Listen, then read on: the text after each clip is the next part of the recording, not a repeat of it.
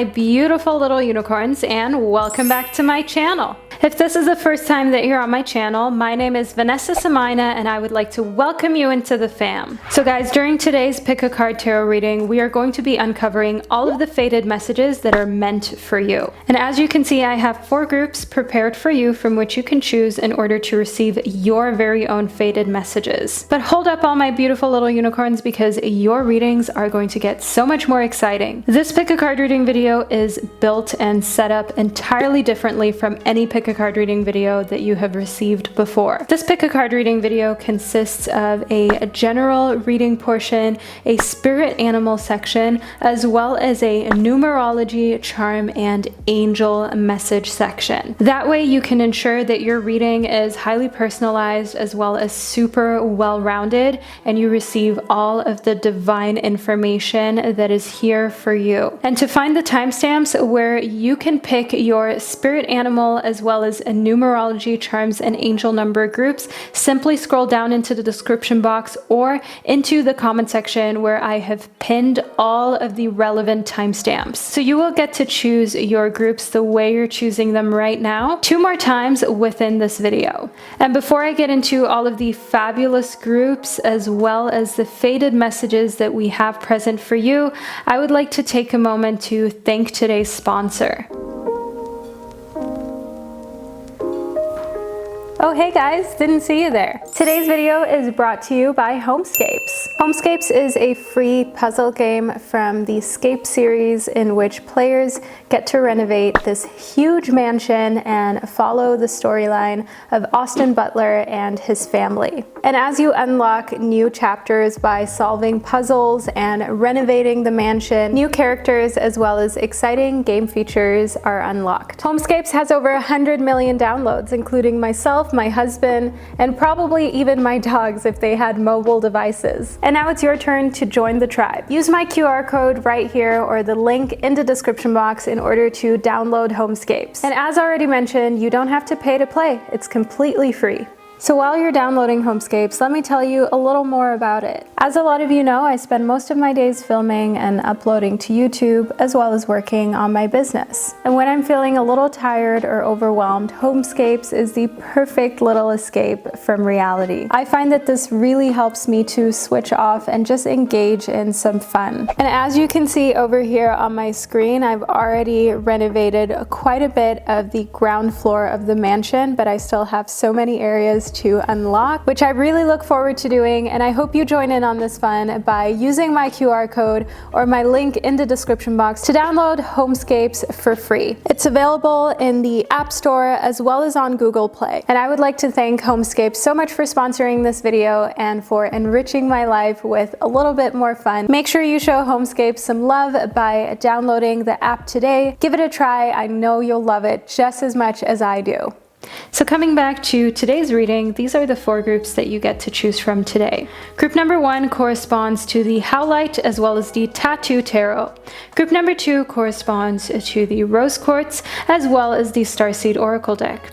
Group number 3 corresponds to the Azurite as well as the Waite Tarot deck. And group number 4 corresponds to the Orange Calcite as well as the Daily Crystal Inspiration Oracle deck. As usual, the timestamps to all 4 groups can be found down below in the description box, as well as the timestamps to all the other groups that you can choose from within this video. So I will now provide you with a little moment of privacy so you can meditate on the 4 groups. Feel free to pause the video right here. I'll speak to you again shortly.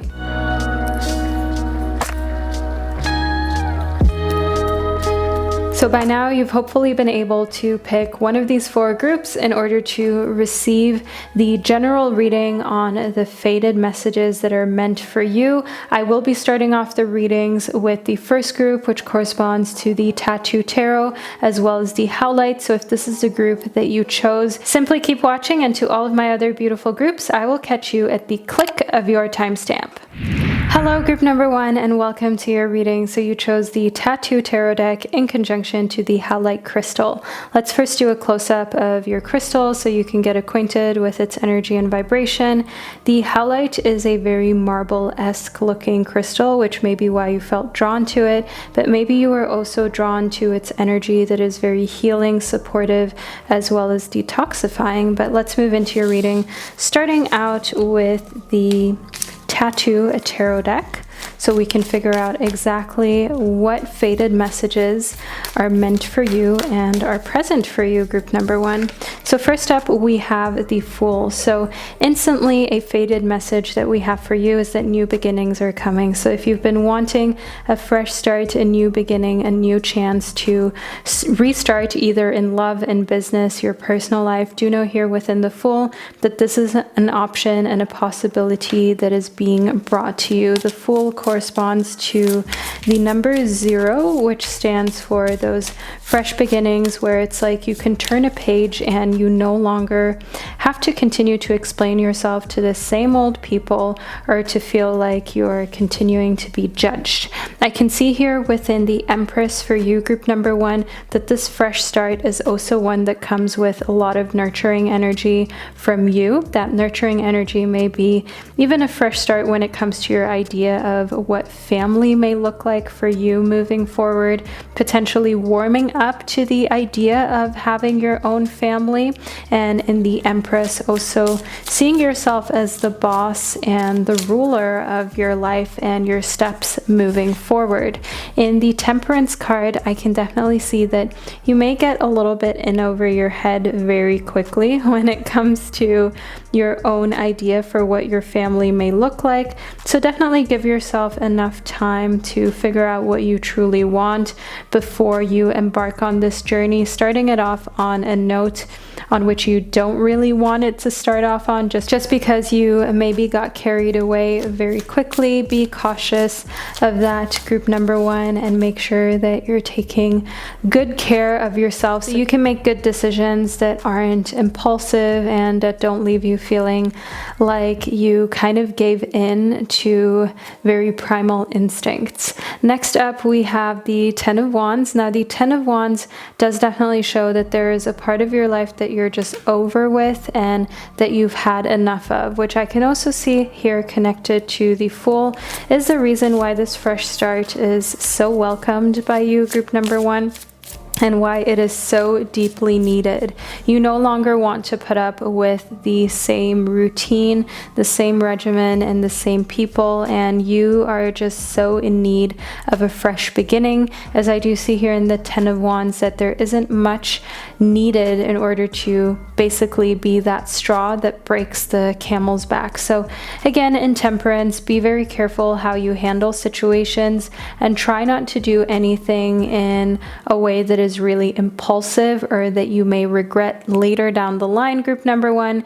Your fresh start, new beginning, and completely new adventure is coming. Don't worry about that and just stay cool till you're able to remodel your life the way you want to remodel it. Next, we have the King of Swords. The King of Swords is someone who is very strategic, who knows exactly what they want and they know how to get it. And they're not going to allow for their ego to get in the way or to be pressured by anyone about their life goals. And this is definitely the type of energy that I can see resonating with you, group number 1. So what will help keep you safe, sane, and continuing to push forward is definitely being direct about your needs, wants, and desires, and of course putting those first whenever possible, as I do see within the King of Swords and the Empress that you have this perfect mixture of feminine and masculine energy, feminine and nurturing, caring energy, where you care enough about others to not kind of like throw them under the bus, but at the same time you still know that you snooze, you lose, and that in every race there has to be a winner. So why lose? Why not just try your best that you possibly can? In the Eight of Swords, I can see for you, group number one, a fated message that you have to hear is to stop being so fearful and to stop worrying about what will happen with this new beginning and what will happen if life completely changes from what you're used to. I can definitely see within the Eight of Swords that there is some anxiety surrounding you, which is maybe also why you ended up choosing the Howlite, because you may have instinctively felt drawn to this crystal or felt like this is a crystal that could really help you calm anxiety, group one. So do know here that this is reflected within your reading, and a fated message that you're meant to receive is that working on that is important. The Three of Cups shows me that a great way for you to work on anxiety and impulsivity is to spend time with friends and family who make you feel secure and loved, and who make you feel like you can let your hair down and your guard down and just be yourself around them. People where you don't need to pretend in order to feel comfortable. The Two of Crystals does show me that there are certain hobbies or certain things that you would best leave behind. I see that here connected to the Ten of Wands as well. So any type of hobbies that you feel you haven't really gotten anywhere with, leave those behind. It's okay to abandon those and start something new.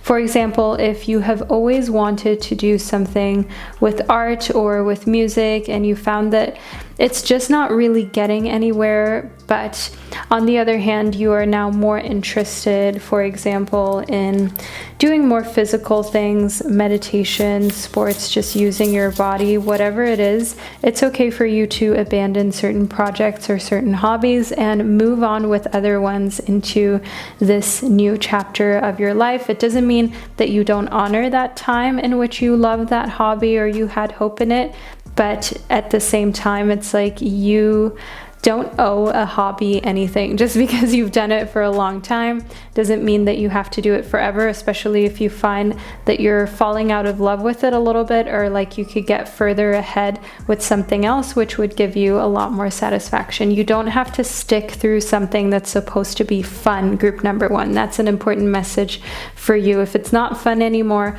walk away. That is the exact message of the Eight of Cups. Don't bully yourself into sticking to a hobby or sticking with a person, sticking with family members where it's just like the fun and the love has been lost and you just feel obligation. You just feel somehow like it's your responsibility to stick around. No, group number one, it is not your responsibility. You don't owe anyone you sticking around or this time, this precious time of yours that you only have a limited amount of. Definitely cherish your time and yourself enough to walk away from things that have completely lost their luster or lost what used to once make them so beautiful, amazing, and in a way also healing. Next, we have the Ten of Swords. So the Ten of Swords does show me here that there is this feeling of defeat that you have to deal with frequently, group one. And let's talk about this feeling of defeat, this feeling of not wanting to be the one that's given up. But keep in mind, group one, you're the one who creates the narrative. So if you're spinning the narrative in a way that means that you've given up just because you're walking away from something that isn't fun or that you're not in love with anymore, then of course you're going to feel like you've given up. You're going to feel like you have been defeated. However, if you spin the narrative in a way that shows that you're not giving up, you're simply choosing to focus on something else for a little bit because you are so multifaceted and you have so many different layers to your personality. Now that is something you can work with, and that is something that will not leave you feeling so low or like you're not good enough. So it's so important to ensure that your view of yourself and your actions is healthy and is supportive. Next, we have the Pink Rose. So the Pink Rose does show me here that there's a deep sense of gratitude within you. And a fated message that you have to hear is to continue embracing this gratitude of yours, group number one. A lot of people struggle to find gratitude within themselves or within their surrounding, but not you. I can see in the pink rose that gratitude is something that comes naturally to you. The daffodil does also show me here that because you're always so grateful, this keeps your hopes high. So even when you're in a difficult situation, because you are grateful for all the opportunities, you never lose hope that a difficult situation can be turned around into one that is easier, more positive, and more manageable for everybody involved. The carrot does show me that clarity is an important factor in your life, and that clarity is a fated message that's meant for you. Clarity meaning that it is essential for you to be honest with yourself about what you want and desire and how you can get there, and understanding that, of course, beating yourself up, as we spoke about here in the 10 of Cups, is just not it. It's just not going to get you to your desired place, group number one. The potato does show me that grounding is a great way to get you back on track. Grounding is something you can do by walking barefoot on the earth. Do that as often as possible. I know it's not always easy to do, especially if you don't have a garden or you don't live somewhere where the earth is clean enough for you to do that, but try to spend time grounding yourself in different ways. You can use singing bowls, you can use sound therapy, sound healing to ground yourself. As I can see here within judgment, that sometimes you can get really hyper focused on one thing, and that can take away from your mental health, because when you're so focused on one specific topic in your life or one area of your life, you start to neglect and abandon everything else, including self-care. I can see here within the 3 of pills, group number one, that if you haven't been taking your vitamins, okay, if you haven't been taking the pills that you should be taking, group one, what are you doing? Okay, not trying to call you out, but kind of trying to call you out, because I'm calling you out in a kind way, in a good way, in a way that a friend that cares about you would call you out, group number one. So keep that in mind and pause the video, take your vitamins, and check that off your list. Feel the sense of gratitude, instant gratification for doing that, taking care of yourself, and not simply being hyper focused on a different area in your life. The 9 of bottles shows me here that now's the time for you to pour all of your efforts into one cup, which is you. And by pouring all of your efforts into one cup, being yourself, you will be able to pour back into lots of different areas of your life, as well as different areas of other people's lives. So this is really like a positive domino effect, but it starts with you, group number one. And this is something that you're being called to become aware of. This is a fated message that you have to receive for a reason. Last but not least, for the first group in the 5 of pills, I can see that not spending too much money, too much time or effort trying to change yourself is essential now. Don't try to change yourself. Change your environment. That's way easier. Only change yourself in areas where you would prefer to change yourself, where you feel like you can improve and do some self-development. But don't change yourself in order to adapt to an environment or a certain people who aren't accepting of how you naturally are. You know what I mean, group number one. You know what the fated message is. So group one, this is the first part of your readings. Now scroll down into the description box and pick your spirit animal section. After you have received your spirit animal fated messages section, you can scroll back down into the description box again and pick your numerology, charms, and angel messages section so that you receive the full 3-part prediction. So I'll catch you over during the rest of your readings. Hello, group number 2, and welcome to your reading. So you chose the Starseed Oracle deck in conjunction to the Rose Quartz crystal. Let's do a little close-up on the crystal that you chose so we can get acquainted with its frequency and its vibration. So the Rose Quartz is a crystal that is known to bring out more energies of love, friendship, and harmony. So if this is the type of energy that you've been craving more of, that may be why you intuitively felt drawn to the stone, but maybe you also just loved it because of its beautiful baby pink appearance. But let's move into your reading to figure out what faded messages were meant for you and which ones are present during this first part of your prediction. So first up, we have the double mission. In the double mission, I can see that you are a lightworker starseed. You are the type of person who can serve the world best and serve themselves best by simply being themselves. As a lightworker, you are most likely very much drawn to just overall having a lot of harmony and positivity within your life. Again, another reason why you may have chosen this crystal, because that resonates with who you are as a human being. As a starseed, you may feel like you are here on this double mission to bring love into this world and to bring more light onto planet Earth, but at the same time, maybe you don't feel like this is even your home. Maybe you feel like you're just on a mission, stopping by on this planet. I can see here in deep cellular healing group number 2 that there is this physical and emotional healing that you're capable of bringing others and that you're capable of bringing with you everywhere that you go. Now, as an important faded message that we have with these two cards connecting to one another is that your way of healing is most likely a very unconventional one, and it's most likely one that other people maybe haven't been exposed to before. You may have, for example, a great sense of when someone needs something, a great deep type of empathy that other people have not experienced before. Maybe you're the type of person that already knows what's going to happen before it has even transpired. So some sort of clairvoyant psychic ability. Do know here in the deep cellular healing card that embracing what makes you you and embracing your superpower, so to say, is the best thing you can do for yourself and everyone around you.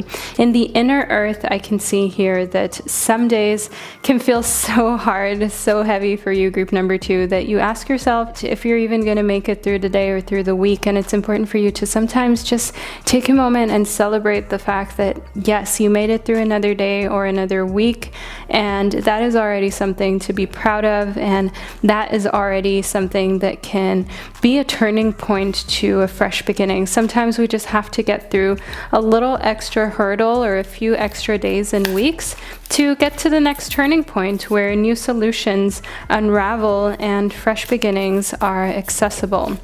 Next up, we have Child of the Cosmos. So group 2, so far within your faded messages, we have so many different notions of you being a starseed, of you being a being that isn't necessarily just from planet Earth, you being a being that has its home in a whole different space of the galaxy, on a whole different star or planet. And in Child of the Cosmos, I can see here that the intelligence of the universe lies within you, and you're being called to not forget that, to never forget that we are all one. We are all made of stardust. We're all made of these chemicals, these bits and pieces that the entire universe is made of. So just as much as, you know, you are human, you're also part of the universe, you're part of everything, all of the energies that are out there forming into this human body and creating your human experience. So you're just as much human as you are light worker, as you are part of the cosmos. In lifting the veil, I do see here that for you, a big faded message is that it's okay to question everything, especially if you have felt maybe even growing up like you shouldn't be questioning so much. Maybe you had to deal with teachers, parents, just grown-ups around you who made you feel like something was wrong with you, or who made you feel like there's something wrong with you questioning things, who just always tried to just shun you or tell you like, look, this is just how it is, I don't have an explanation. I feel like a lot of teachers or grown-ups do that to children when they don't know what the answer is themselves, and their ego or their pride is getting in the way, because of course they don't want to look like a grown-up who doesn't know what they're talking about, or who doesn't know the answer to something. So it can be hard for people to just simply say like, hey, I don't know and I don't have an answer to that question. But I feel it's so important that we normalize that, and that we also normalize asking questions, because the only way we can truly live in alignment with our purpose and live in alignment with energy that serves us is if we question everything, because then we can receive answers about what is in alignment and what isn't, and let anything unaligned go. And that is exactly what is here within Lifting the Veil, as an important message that's present for you, and as a fated message that you're meant to receive, especially if you connect to the story about being younger and being shunned for asking a lot of questions, or taking an interest that goes beyond surface level stuff. Next up, we have the Mayoram. So in the Mayoram, we have happiness for you, group number 2.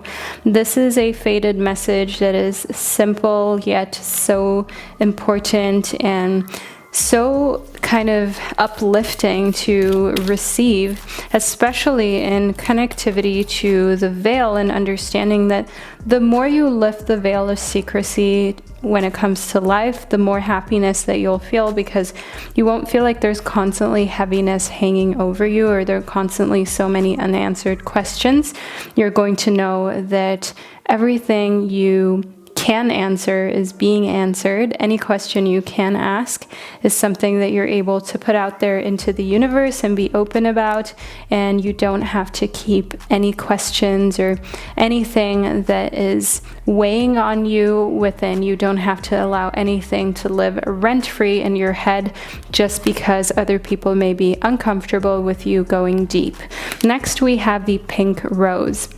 And the pink rose and this gratitude feeling that sparks within it, I do see in connectivity to the rose quartz that we definitely have a bit of a theme going on for you, group number 2. We have a lot of these rose colors, these pinkish type of colors, which are very feminine, very soft colors. And I do want you to know here with the pink rose and gratitude that the side of you that embraces and cherishes soft feminine traits is the side of you that is now showing a lot of gratitude for absolutely everything, which is great. Just simply showing gratitude for being able to wake up in the morning and taking a breath, being able to see, hear, have access to internet, a roof over your head.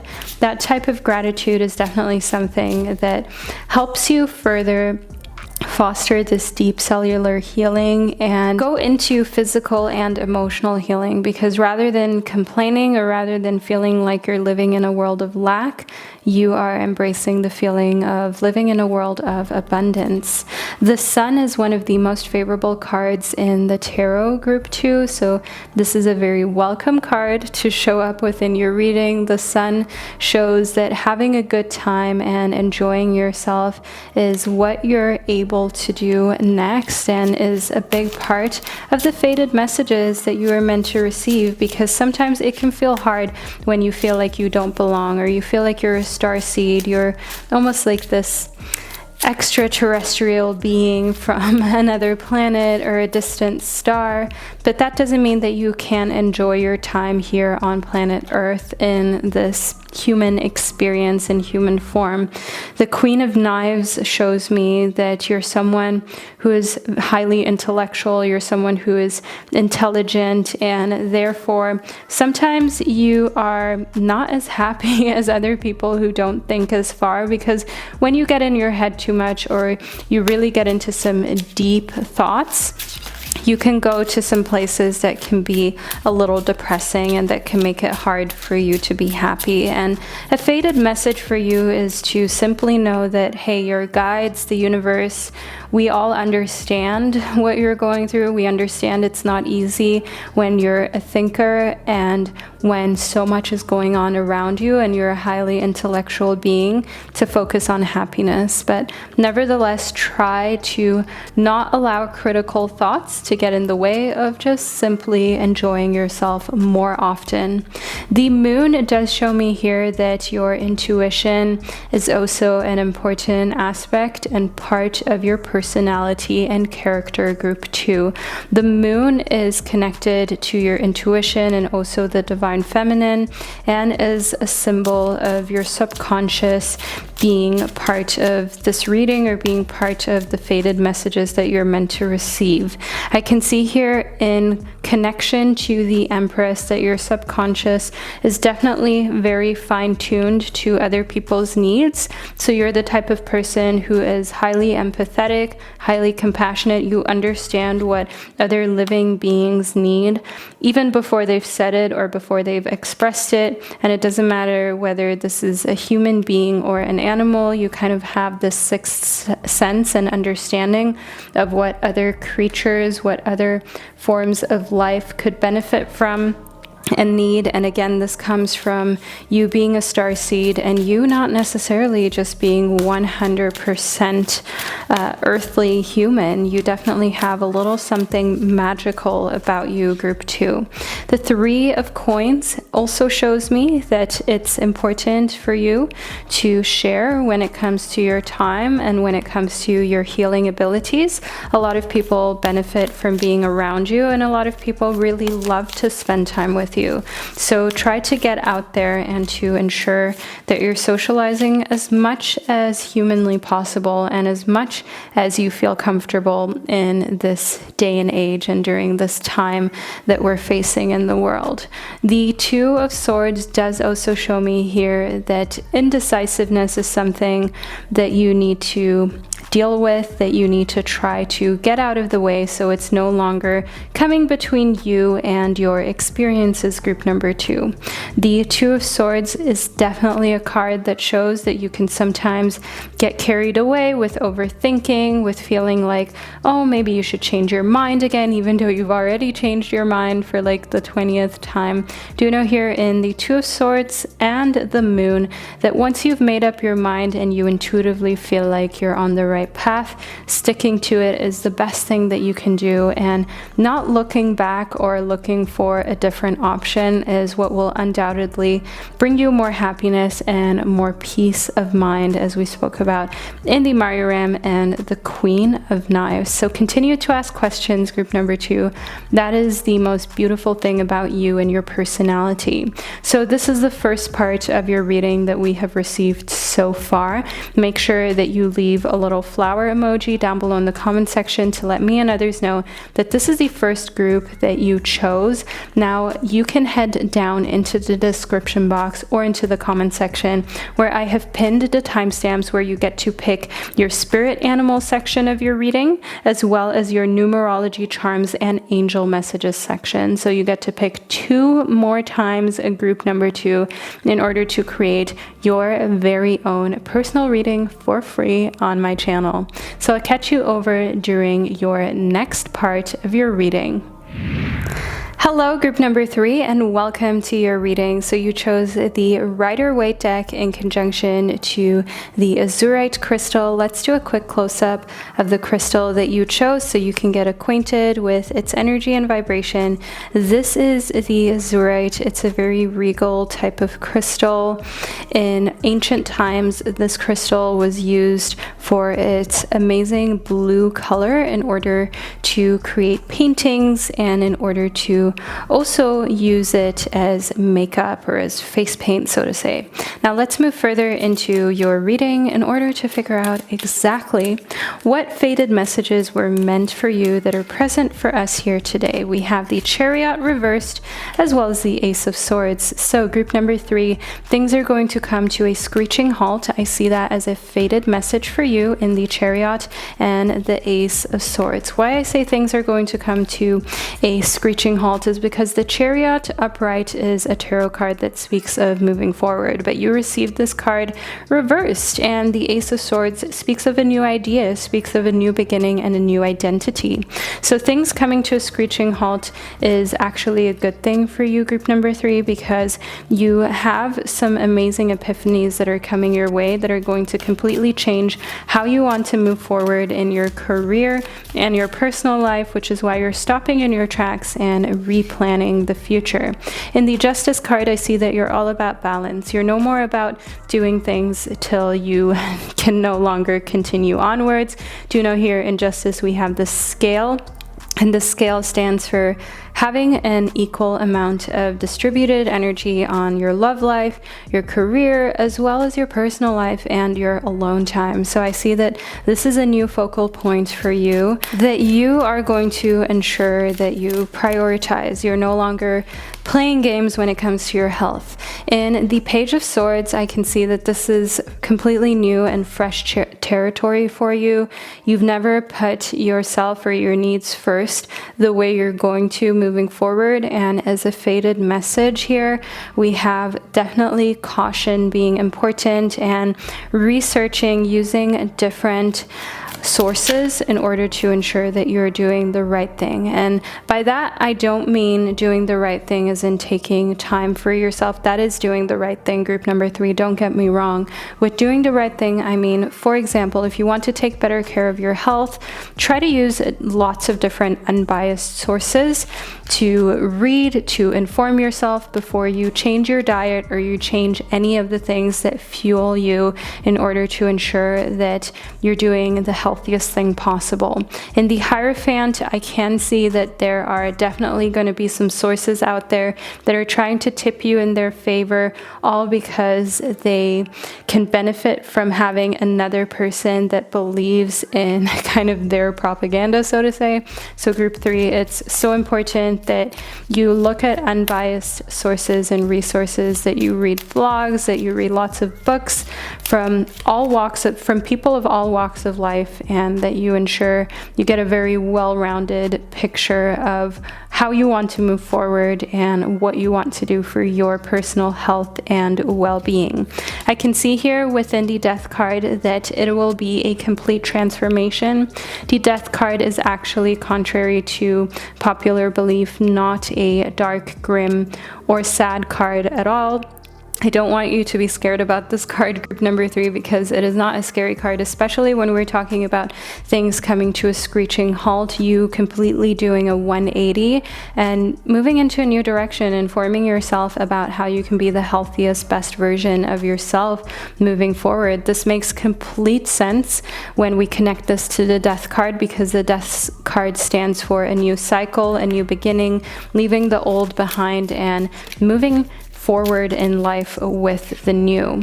The Temperance card does also show me here that you may be a little bit in over your head, and you may want to be very much of a perfectionist moving forward. So if you're looking to completely change your diet from processed foods to unprocessed foods and being very healthy, try to make sure that that does not develop into orthorexia or any type of eating issues, eating disorder, because it's so easy to move from simply wanting to be healthier, work out more, eat more healthily, to all of a sudden be so compulsive and restrictive with yourself. So try as much as you can here in the Temperance card to give yourself room for improvement, to give yourself room to make mistakes, and to just be human, group number 3, because after all, that is what you are. And with every fresh beginning come new learning curves and come new experiences that you're going to have to make and that you're going to have to live through.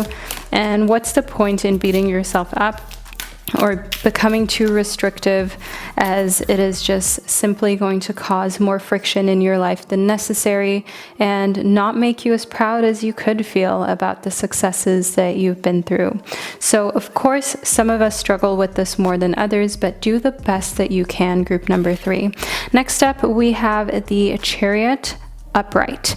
So we've had the chariot show up twice within your reading. Now we have it upright. So now we're clearly moving from this 180 into the new direction, the new beginning with a lot of speed and a lot of force. That's one thing that I see here in the chariot. So once you've done your 180, once things have come to a screeching halt, you're moving in the fresh direction with even more vigor, force, ambition, and speed. The Four of Cups does also show me here that moving forward could be a bit of a lonely road. In your faded messages, it becomes clear that you might have to do a lot of things by yourself because maybe your friends and your family don't really have time to understand what you're going through or to be a part of your journey. Maybe some people just simply aren't as interested as you hope that they would be. However, the Ace of Cups shows me that you will make new friends along the way, and that with the changes you're implementing, you are actually able to create a whole new social dynamic and friend group for yourself. So while you may lose some friends or lose some connections, you will make new ones, and you will find that any type of loneliness is very temporary and is not something to be too concerned about. In the High Priestess, I do see here that it's important to stand your ground either way, because a faded message that is important for you, group number 3, is to not let anyone talk you out of the things that you know for sure. And what I mean by things that you know for sure is not just simple equations like that 2 + 2 = 4. I mean things that you know for sure, like that you want to live a life that is compassionate, or you want to live a life that is free. Maybe you want to be your own boss and you don't want to work for a corporation. Maybe you want to be an artist, or you want to live in a way that allows you to not own very many things. Maybe you want to live in a tiny home, or you want to be a nomad. That is what I mean. Things that you know for sure, that you feel deep within your heart. Don't let anyone talk you out of it, because you only have one life and one shot at doing all the things you've always wanted to do. Why not do it now, group number 3? Next up, we have the tomato or tomato, however you decide to pronounce this beautiful edible plant. So in the tomato, I can see that love is a part of moving forward for you, and this is a faded message that you're meant to receive. And the geranium does show me here that love is coming for you in a very healing sense.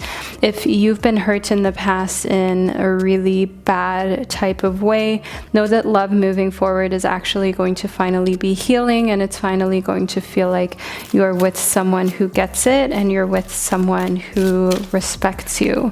The basil does also show me here that trust is a big thing that is going to be rebuilt, and trust is something that you've maybe been in dire need of, and maybe you've put up walls because trust was just missing and you didn't want to be with anyone ever again unless you felt that the trust was 100% present and there and easy for you to access and easy for you to feel comfortable with. And listening to your gut feeling is really the best thing that you can do in love. Group number 3, I'm speaking from personal experience. Never open up to anyone who you feel unsure about. Just wait it out, and the universe will show you why that gut feeling was present in the first place. Next up, we have trust the timing. So trust the wave you came in on. Time isn't running out. If you're one of those people who looks at themselves, you look at your age, you look at where you are in your career or your personal life, and you're like, oh my God, at this age, I thought that I would already be a Fortune 500 company CEO, founder. I thought I would be married with 3 children, or I thought that I would already have my life way more figured out. I would own a vehicle, I would own a house, whatever the milestones are that you are kind of putting on to your age or putting on to where you should have been, where you think society wants you to be. Trust the timing and know that not everybody is meant to go the conventional path or conventional route.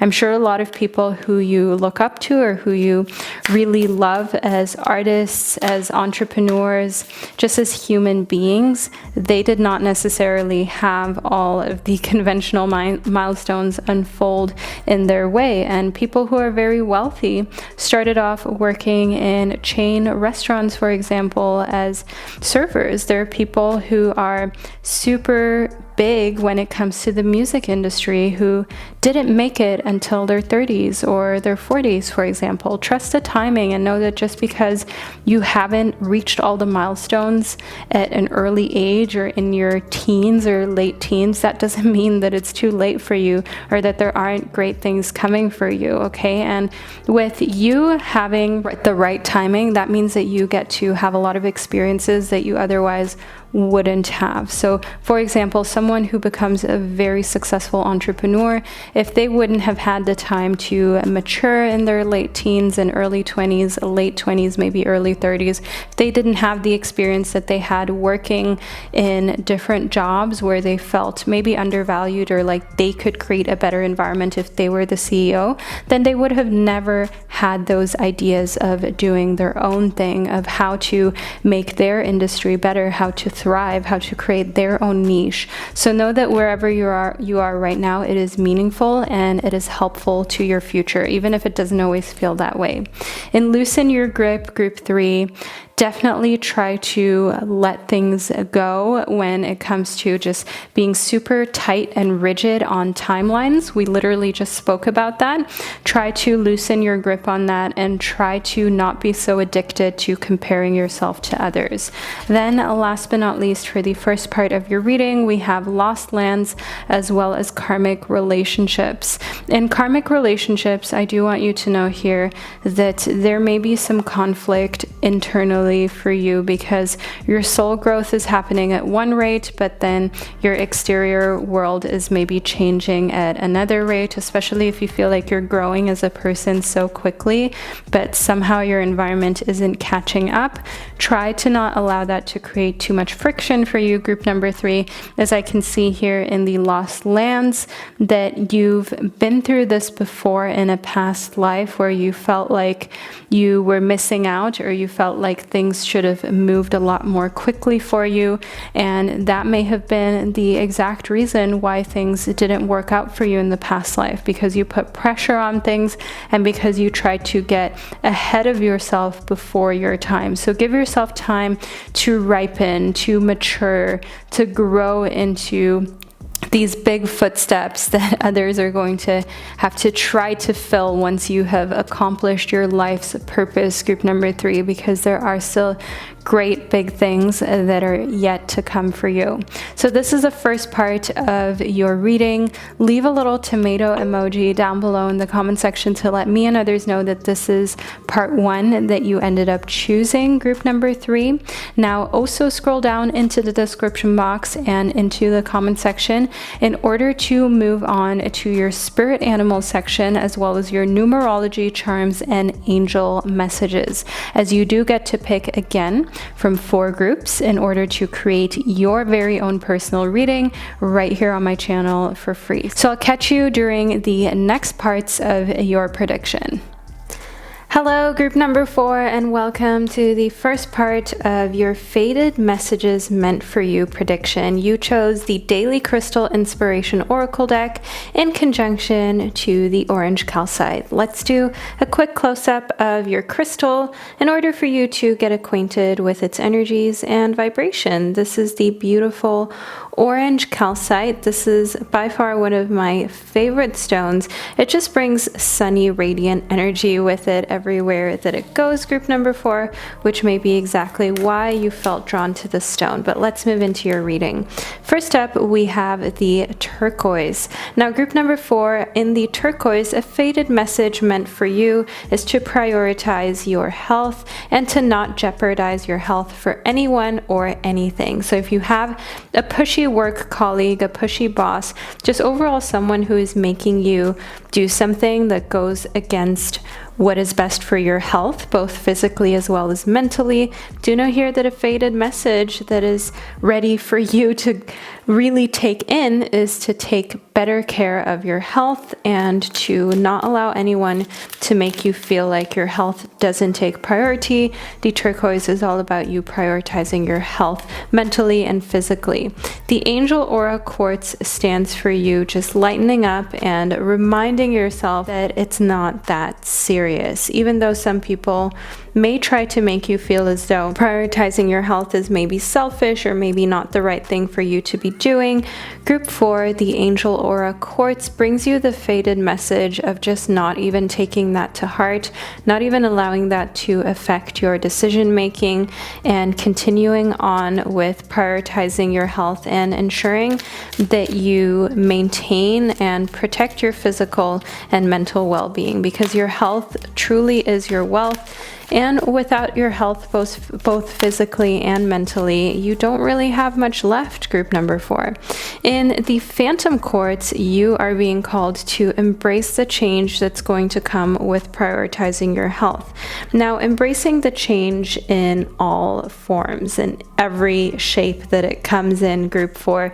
Prioritizing your health may mean that you're completely changing your diet and you're moving from a diet that was heavy in processed foods to a diet that is really light and filled with whole foods, with unprocessed ingredients.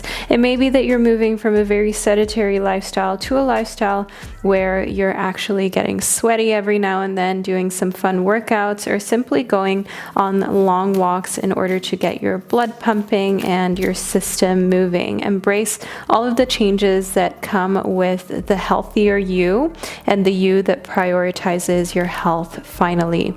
The Chrysoprase shows me that a faded message for you is to allow yourself to receive and to not be afraid to receive when it comes to your health. So receiving treatments, for example, from a medical professional, from a massage therapist, from someone who knows what they're doing and someone who knows all about the preservation of health. The Chrysoprase speaks to finally allow yourself to receive and not feel bad for it, especially if it comes to getting a massage or getting some sort of body treatment that feels almost too spa-like or feels almost like it's too much of a treat.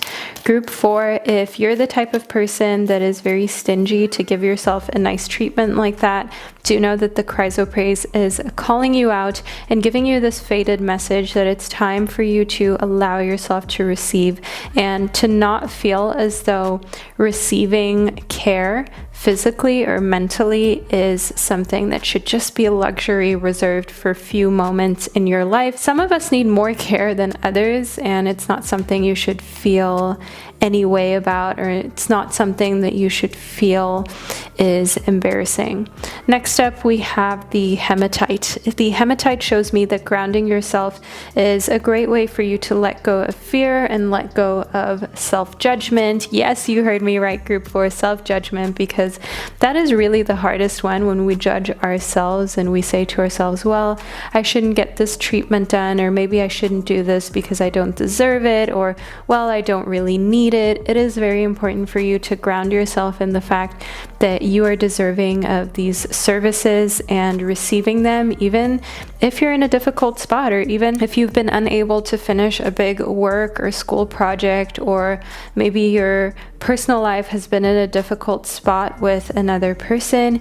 That is actually even more so reason for you to embrace changes and receive amazing treatments that you can go get done by someone who has nothing to do with what's going on in your private life, group number 4. So see getting treatments done and receiving as a blessing. We have the Moon card that popped right out of the pile of cards, which is all about your intuition. The Moon connects very deeply to your psychic abilities, group 4. So whether you have discovered any psychic abilities or you feel as though you do not have any, it doesn't matter. The Moon connects to that gut feeling, to that hunch, to that inner knowing that you have when something is right or something is inherently wrong. We have a few more cards that popped out of the pile as I tried to shuffle, so let's figure out what those cards are. We have the Hierophant next. So group 4 in the Hierophant, I can definitely see here that it is important for you to not put other people on a pedestal and not put anyone else's needs so high up on a pedestal that you forget that you have needs as well. It may be a very distant depiction to you, someone who is taking care of themselves, who is eating lots of green things, lots of green smoothies, who is working out a lot, who gets massages and facials and all of these beauty treatments done. Like, that doesn't have to be a foreign concept to you. Do know here within the Hierophant that when you put other people on a pedestal like they deserve it more than you do, that is definitely something that you can correct and should correct, and a faded message that you need to receive is to quit doing that and become aware of when you're doing that. The King of Coins shows me here that you're a responsible person when it comes to your earthly responsibilities and your money habits. So don't worry that just because you spoil yourself a little bit, or just because you prioritize your health for a little bit, that all of a sudden everything will fall apart and you will have like mountains of debt added to your bill just because you're taking care of yourself. That doesn't mean that you're going to go crazy or that anything bad is going to happen. And this is something that you need to take in and truly work on changing the narrative of what self-care looks like for you, group number 4, as this is a faded message you must receive.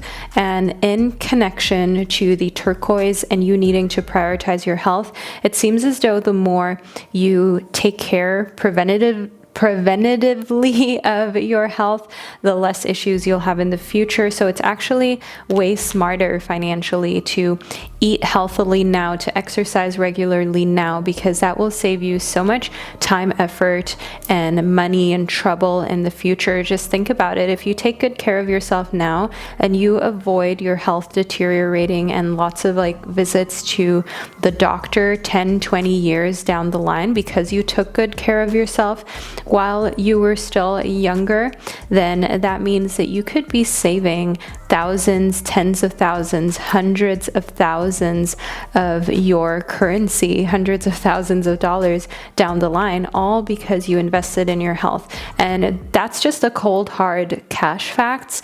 Just imagine how much better it feels to be healthy, to not have to go through the emotional and physical trauma of maybe getting surgeries or maybe getting certain treatments done later down the line when you have already not taken care of your body, when you've already kind of ignored your health. That's so much that adds to the notion that it's way harder down the line. It costs so much more money and energy to try to reverse damage that has been done compared to taking care of your health now and making taking care of yourself a habit that you enjoy. So we can either go down the fun route of prioritizing your health in an amazing way, and there's a reason why you're receiving this faded message, group number 4, or then you may have to pay the price later down the line. So prioritize your health right now. Next up, we have the Ace of Coins and the Two of Wands. So group 4 in the Ace of Coins, I can see here that new money habits are going to be important for you to keep this as a habit, for you to keep self-care as an ongoing thing. So with new money habits, I mean, for example, prioritizing making food from scratch, healthy food without any additives, without any type of extras that are processed, therefore not going out to eat as much, but being able to spend more on groceries. Or for example, not spending money on unhealthy things and instead booking yourself a yoga class or meeting up with a friend to do something that is free, like go on an amazing walk, cook something together rather than eating an unhealthy meal out, splurging that money that you would have spent on the meal on maybe a face mask, maybe some nice supplements that you can take every day to make yourself feel better and know that you have all of your vitamins and minerals covered, even if you don't take them in your diet or you need a little extra push. Next up, we have the Two of Wands. The Two of Wands, group 4, shows me that a faded message meant for you is to make the decisions now and stick to them. Don't overthink it. prioritizing your health, I mean, we've spoken about it. It makes sense for right now, and it also makes even more sense when looking into the future and the repercussions that you may have to face if you do not prioritize your health. And as a stark contrast to the repercussions that you may have to face, there are so many beautiful benefits of taking care of your body right now that you will be able to enjoy later down the line, starting from today, but I mean, be able to truly enjoy in 10-20 years, knowing that you took the best care possible of your body and you avoided so many different complaints health-wise that may have otherwise piled up. Of course, there can always be something that arises that is out of your control, but everything that is in your control when it comes to prioritizing your health and a healthy lifestyle, when you've got those different bases covered, then you can be proud of yourself and know that you've done everything in order to preserve your health and well-being. In the onion, it's all about protection. Beautiful group number 4. It's all about protecting your youth, your energy, as well as your life quality, because at the end of the day, even if you have all the financial capabilities in the world, you would still wish to have a healthily functioning mind and body once you get to a point where maybe some issues arise. So keep in mind here that the fated messages for you, group 4, are all about protecting your body and taking care of your body now, pre-planning so you do not run into any issues that you otherwise may have had. The black mulberry does show me here that wholeness is an important thing, especially in today's day and age where we are often being pushed into this toxic work-life balance that is not even work-life balance, that is all work, no life, no balance. So do know here that wholeness definitely entails having some days off, some days of doing nothing, some days of just going on walks, eating your favorite foods, and relaxing, sleeping, snoozing, group number 4. And that is all about wholeness. That is what wholeness entails. Having days where you feel like you do nothing just as often as you have days where you feel like you do a lot or you do a mediocre amount, and that being okay, and that being a way in which you can recuperate and protect yourself. So definitely don't overextend yourself physically or emotionally for an establishment, a boss, in order to fit into a community that is not looking out for the longevity of what you're doing. Next up, we have the pink rose, showing some gratitude, group 4. That is one thing that I see here in the pink rose. Of course, the more you take care of yourself, the more you're actually showing a deep sense of gratitude for your body, mind, and soul. And the more you're putting the energy out into the universe, that you appreciate everything that you have been so fortunate to receive. A healthy body, a body that works for you, a body that is basically the temple your soul lives in, and showing gratitude is further helpful to caring for this physical body. Next up, we have the strawberry. So in the strawberry, do know here that it's important for you to only do things that are in agreement with your physical body as well as your mental health. Of course, there are so many different ways in which you can take care of yourself, but it's important that you do what feels natural. It's important that you do what feels right, group number 4, and that you don't go against your body. So if you're, for example, practicing yoga and some poses just feel really difficult, or you start to experience pain, maybe the same goes for doing some at-home workouts. Do know that if that is something that arises, then clearly those workouts or that approach does not work with your body, and it's important that you respect your body and that whatever it is that you do, your body is in complete agreement and alignment with it. Next up, we have surrender to the sweetness. So I can definitely see here that it's important for you to quote unquote make love to life, okay? To enjoy everything that you do, to enjoy taking care of your body, enjoy taking care of your health, because if you don't enjoy it, then what's the point in it, right? Then last but not least, we have called. So soul gifts and training, it's time to step up, group number 4. It's time for you to step up to the plate. That is a fated message that you're meant to receive. It's time to quit procrastinating. All this self-care, all this preservation of your physical, mental, emotional health and well-being. It's time for you to face the music in the best possible way, group number 4. So know that these are the fated messages that you are meant to receive in this very first part of your reading. Now make sure that you leave a little lemon emoji down below in the comment section to let me and others know that you made it to the end of this first part of your prediction, and then scroll back down where you can pick your spirit animal section of your fated messages meant for you reading, as well as your numerology charms and angel messages section, as you get to pick from 4 groups again in order to create your very own personal private tarot reading for free on my channel, group number 4. So scroll down, all the timestamps are right there, and I'll catch you during part 2 as well as part 3 of your reading. Hello, all my beautiful souls, and welcome to the second round of your prediction on all of the fated messages that are meant for you.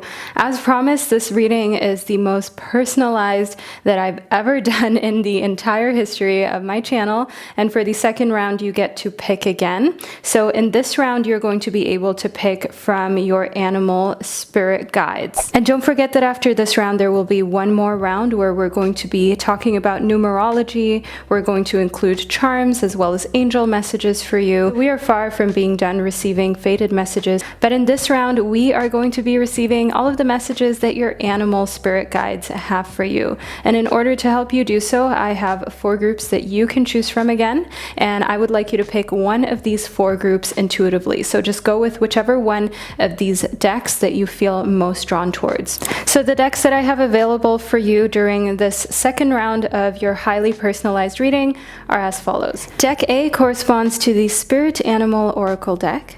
Deck B corresponds to the Divine Animal Oracle deck. Deck C corresponds to the Wild Unknown Animal Spirit Tarot, and Deck D corresponds to the Messages from Your Animal Spirit Guides Oracle deck. But as usual, the timestamps to all 4 groups for your second round of fated messages can be found down below in the description box, as well as pinned to the comment section. I will now provide you with a quick moment of privacy so that you can meditate on the 4 groups. Feel free to pause the video right here if you feel like you need to, and I'll speak to you again momentarily.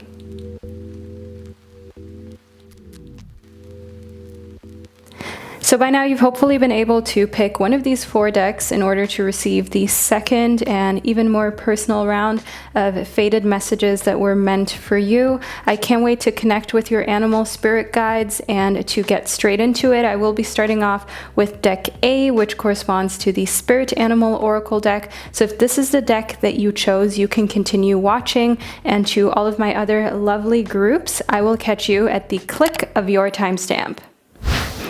Hello Group A, and welcome to your reading. So you chose the Spirit Animal Oracle deck, and I'm going to get straight into it so we can hear from your animal spirit guides all of the relevant messages that are present for you. So let's get straight into it. First and foremost, we have the otter spirit show up for you.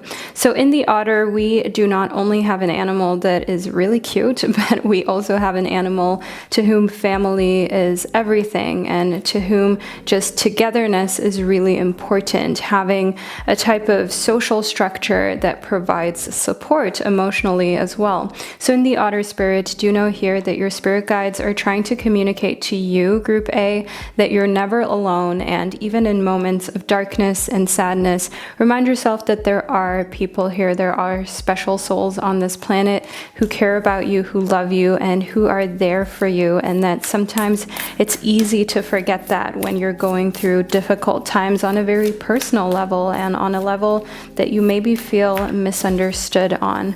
Next, we have the coyote spirit. Now, the coyote spirit is speaking to you about trusting in divine detours and not worrying that detours are going to slow you down.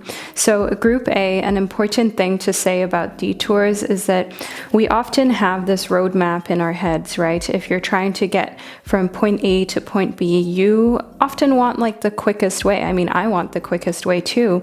And when there are little roadblocks in the way or little detours, it can feel like you are being slowed down, and it can feel like you're not getting from point A to point B in the quickest, most effective way possible. But your spirit guides, your animal spirit guides, are now calling you to trust in divine detours and to remind yourself here that sometimes you need detours in order to become the person that you need to be to handle situations at point B, right? If you're trying to go from point A to point B, sometimes the detour, which is C, is a necessary stop in the road in order for you to learn valuable life lessons and life skills that you can then apply when you have reached point B. Whereas anyone who goes directly from point A to point B and refuses to make a stop at C may not prepare to move forward once they have gotten to point B. You get what I mean, group number A? I'm sure you do. So trust in these divine detours and remind yourself that just because someone may have gotten more quickly from point A to point B than you have doesn't mean that they're going to move from point B to point D, E, F, G, wherever in just as quick of a manner, and speed isn't always everything. Sometimes these divine detours may take a little bit more time when you're looking at the race from A to B, but life isn't a quick race, life isn't a sprint, life is a marathon. Keep that in mind. Next up, we have the eagle spirit. Spirit has your back, and your animal spirit guides are trying to communicate that to you, group A, and they're trying to be here for you and to show you that no matter what, you have them. No matter what, you have animal spirit guides who are looking out for your highest good and your purpose, and who have your back. So if you actually see eagles, hawks, different types of birds show up over and over again, or even nesting near where you live, know that this is a sign of support and a sign of togetherness.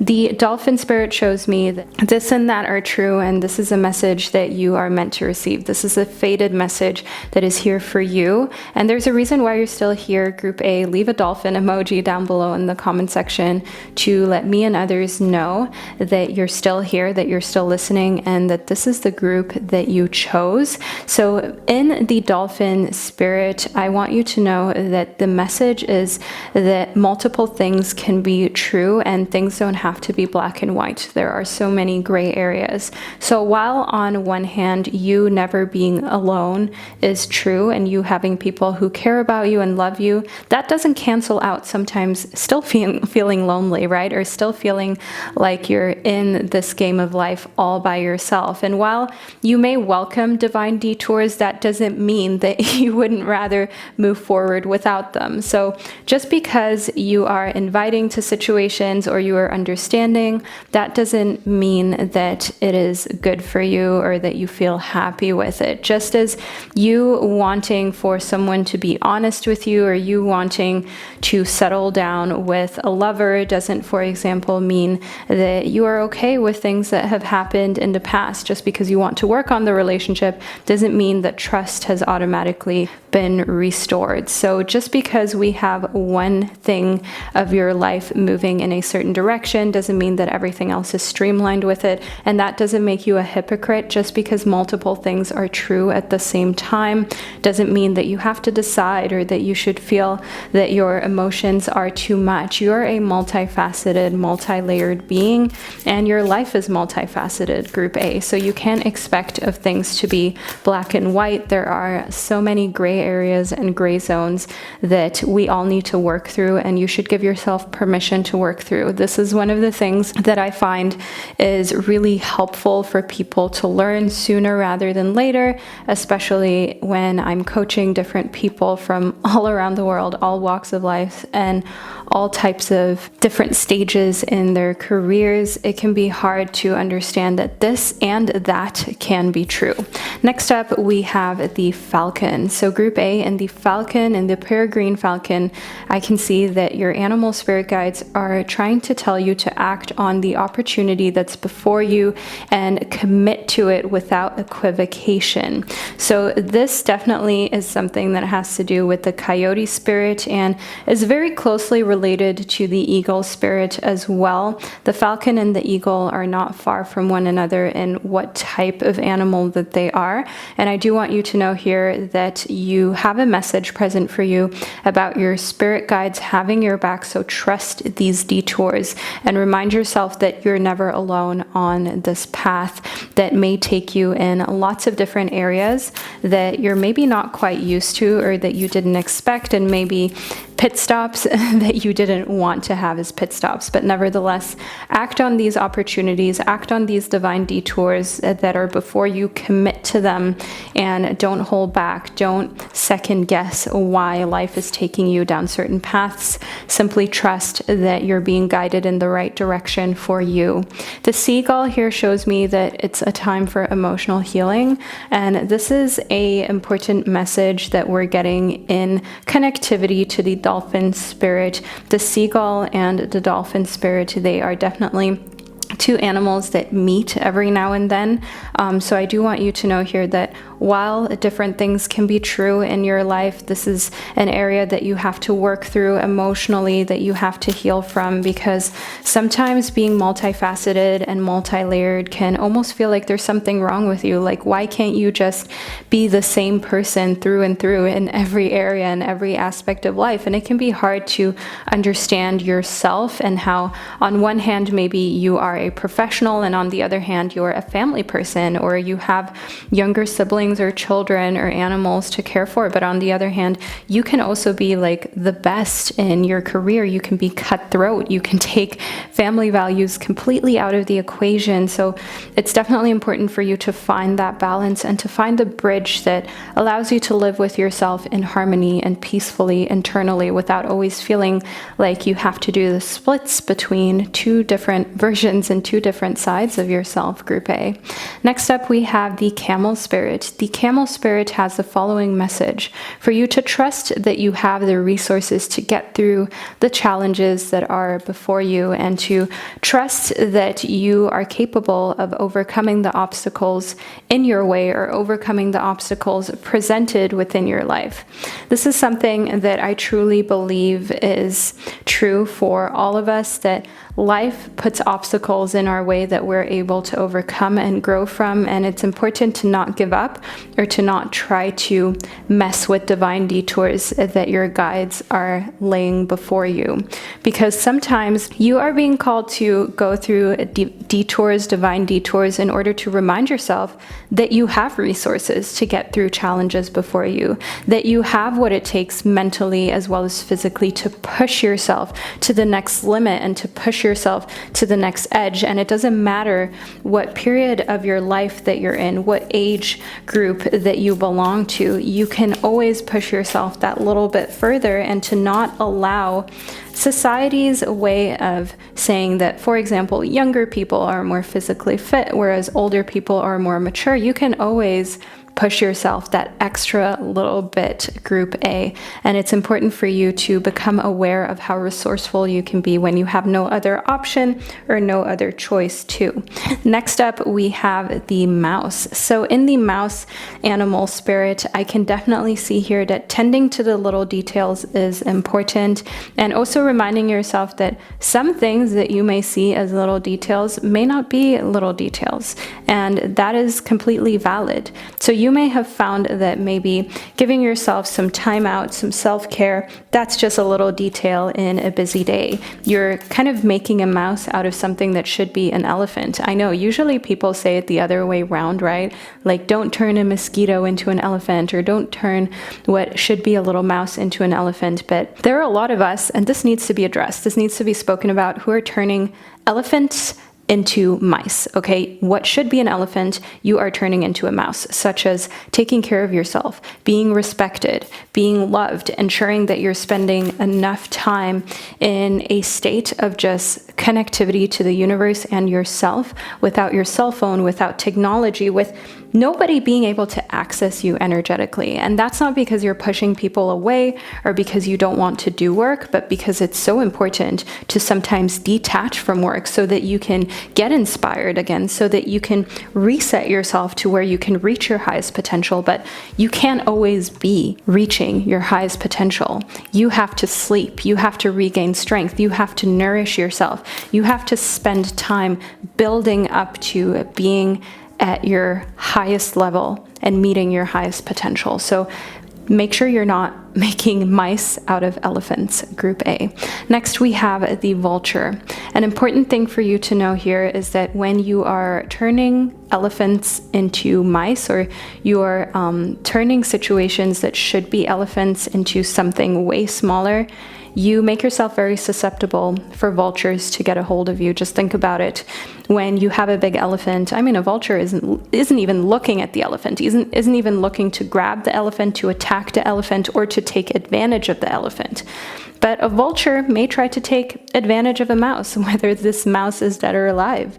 And I definitely want you to know here that the smaller you make yourself, the less significant you make things that should be elephants, such as self-respect, self-care, time for recuperation for you, the more you may have people such as vultures. Vulture-like people take advantage of you when you're at your smallest, when you're at your weakest, when you're susceptible to their words or them kind of gaslighting you. So this is an important fated message that you are meant to receive, Group A. So make sure that you're reflecting on that and turn those mice back into the elephants that they need to be.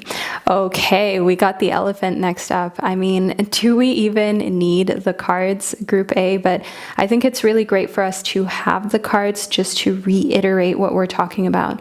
There are, I think, 78 cards in this deck.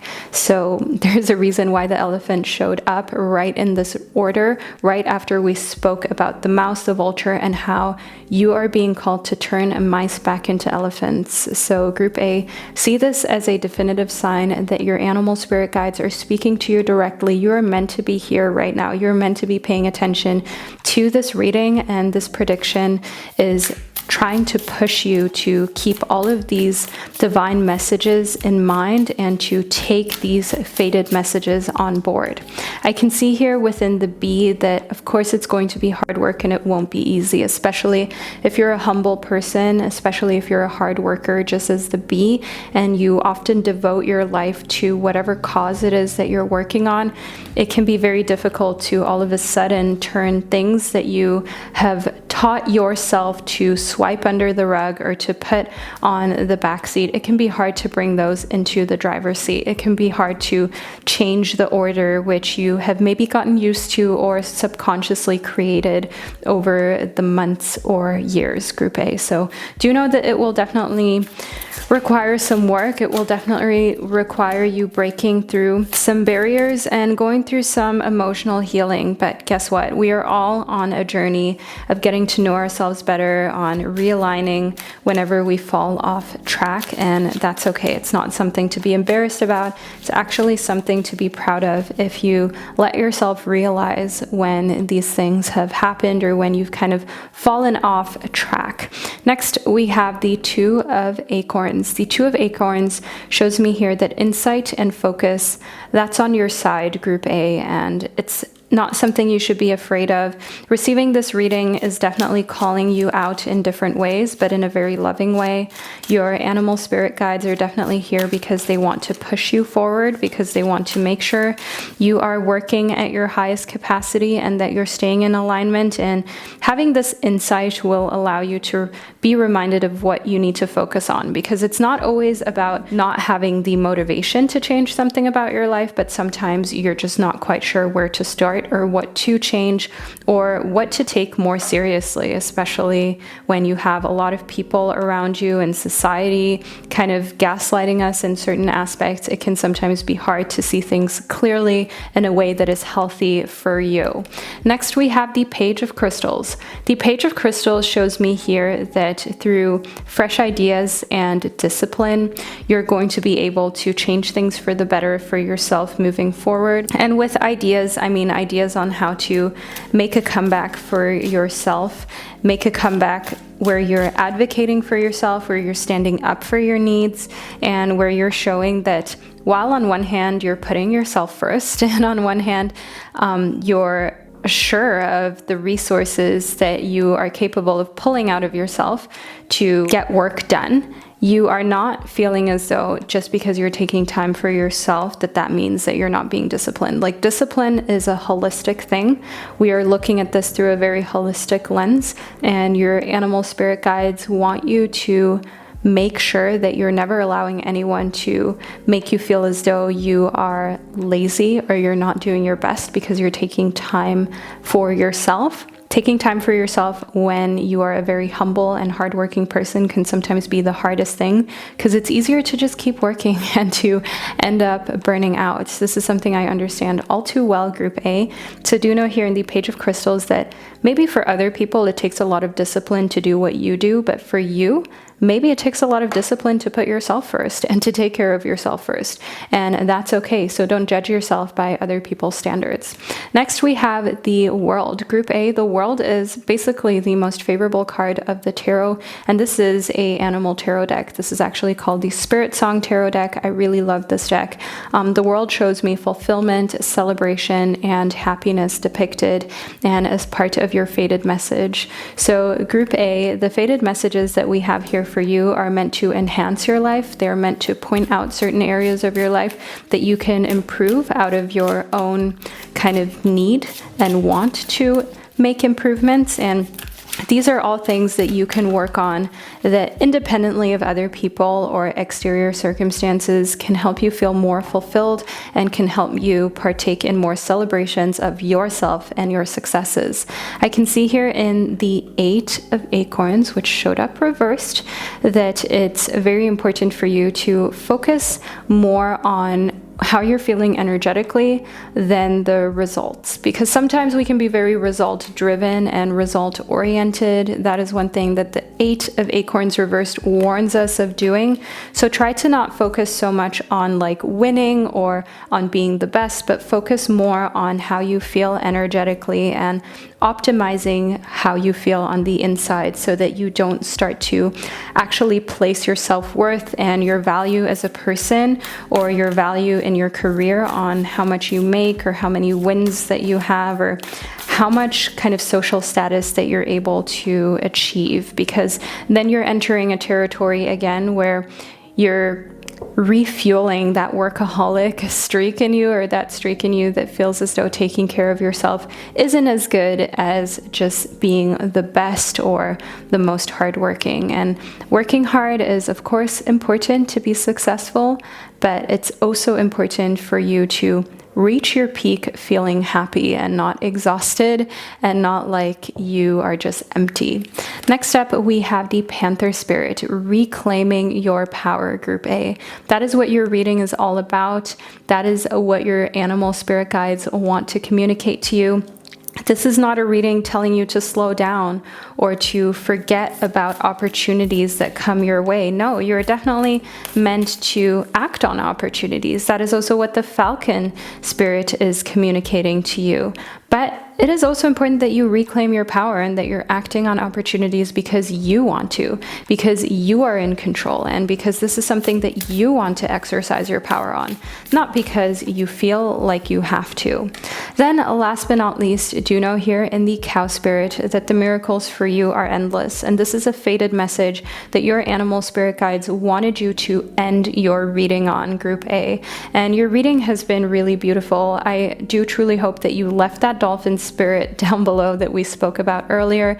If not, make sure that you leave the dolphin spirit in the comment section now. Also a cow spirit to kind of just solidify and, well, there's no cow spirit emoji, but a cow emoji to solidify and really kind of like manifest these endless miracles into your life and to claim them, to stand tall and proud knowing that this reading was here to support you, to bring light to certain areas of your life where you can reclaim your power more strongly, and that can help you moving forward feeling more fulfilled and truly feeling like you're reaching your highest potential while not being overworked and not nearing burnout.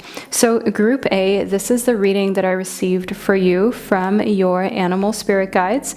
I truly hope that you enjoyed this and that you found this section insightful and helpful, and that you're just enjoying this free personal reading. I really hope that you guys enjoy this. I don't know what else to say because I love to put a lot of effort into making these readings very personal. So make sure that you hang in there. We have the third group that you will be able to choose from by scrolling down into the comment section or into the description box, where round 3 is available, where we will be talking about numerology, we will be adding in charms, and we will be seeing what angel messages that you are meant to receive as fated messages, group number A. So make sure that you don't miss out on that. Continue on with your private tarot card reading, and I'll catch you in a little bit. Hello Group B, and welcome to your reading. You chose the Divine Animals Oracle deck in order to receive the fated messages that are meant for you from your animal spirit guides. So I want to move straight into it. Relax, enjoy this highly personalized second part of your reading, and don't forget that there will be a third part. So after you've received these messages from your animal guides, you get to pick for a third time, where we will be discussing numerology, charms, as well as angel messages that are present just for you. So ensure that you pick a third round after we have gone through these divine animal messages that are here for you. So first up, we have the hyena, Group B. We're going to be talking about fear and how fear is affecting your life, because fear is definitely something that can divide our lives, Group B, and that your animal spirit guides want to speak to you about. Because on one hand, fear can create this area that is not very pleasant. Fear can create more fear, can breed more anxiety, and can actually really drain your life. Whereas on the other hand, when you learn to manage fear, when you learn to maybe even use fear to your advantage and gracefully coexist alongside fears, because fears are things that we all have, that we all struggle with, that we all deal with. Your favorite artists, authors, YouTubers, I mean, we all have fears, but it's about kind of minimizing the negative impact that fears have on our lives and minimizing the amount of power that we allow fears to have over us. So that is one thing that I see in the hyena right off the bat. Next up, we have the orca. In the orca, I can see that family as well as other support systems, those are an important part when it comes to your fears. Those play an important role.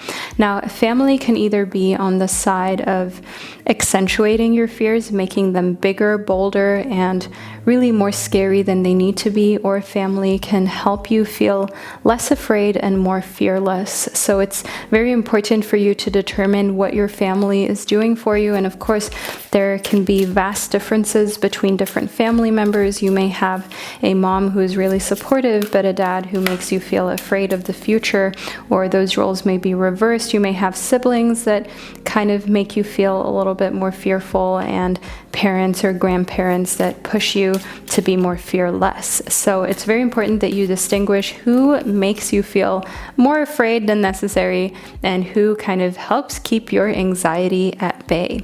I can see here within the fruit bat or the flying fox to remind yourself here that when some people are afraid for you, especially people who care about you, it's not coming from a bad place, but it may be good to bring this up to them, to bring this topic up in a way how you're saying to them, hey, I understand you love me and you care for me, but I have to go through my own experiences, and I am aware of the fact that life isn't always rosy or easy, and I may bump my head, I may face challenges, and I won't hold that against you, but at the same time, you need to let me make mistakes and let me have my own experiences, no matter how difficult or how painful those may end up being. So in the fruit bat or the flying fox, however you like to call this beautiful creature, do know that your animal spirit guides are trying to get you to speak in a very kind way, to communicate with your family and those closest to you about fear, and also what role that they play when it comes to fear.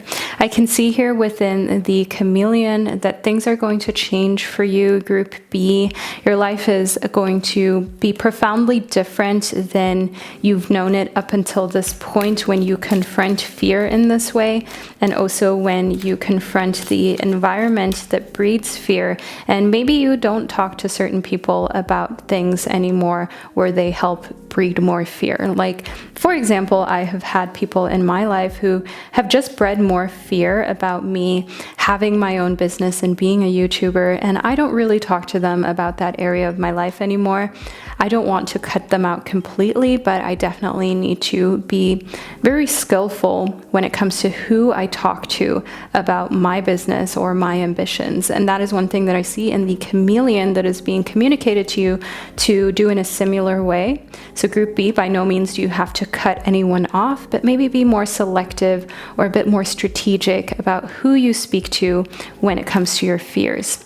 In the snow leopard, we have the watcher. We have an animal spirit guide that is present, watching over every single move that happens in and around your life, Group B. The snow leopard is not just a majestic, very rare, super beautiful animal, but this is also an animal that is highly observant and that shows that your spirit guides are here to watch over you. They are here to protect you and to remind you that while they can point things out to you and help your intuition become more fine-tuned to watching other people's reactions and how other people affect how you feel about struggles, fears, difficulties in your life, you also still need to do a certain extent of watching yourself in order to ensure that change happens soon enough, because you don't need the extra stress, Group B.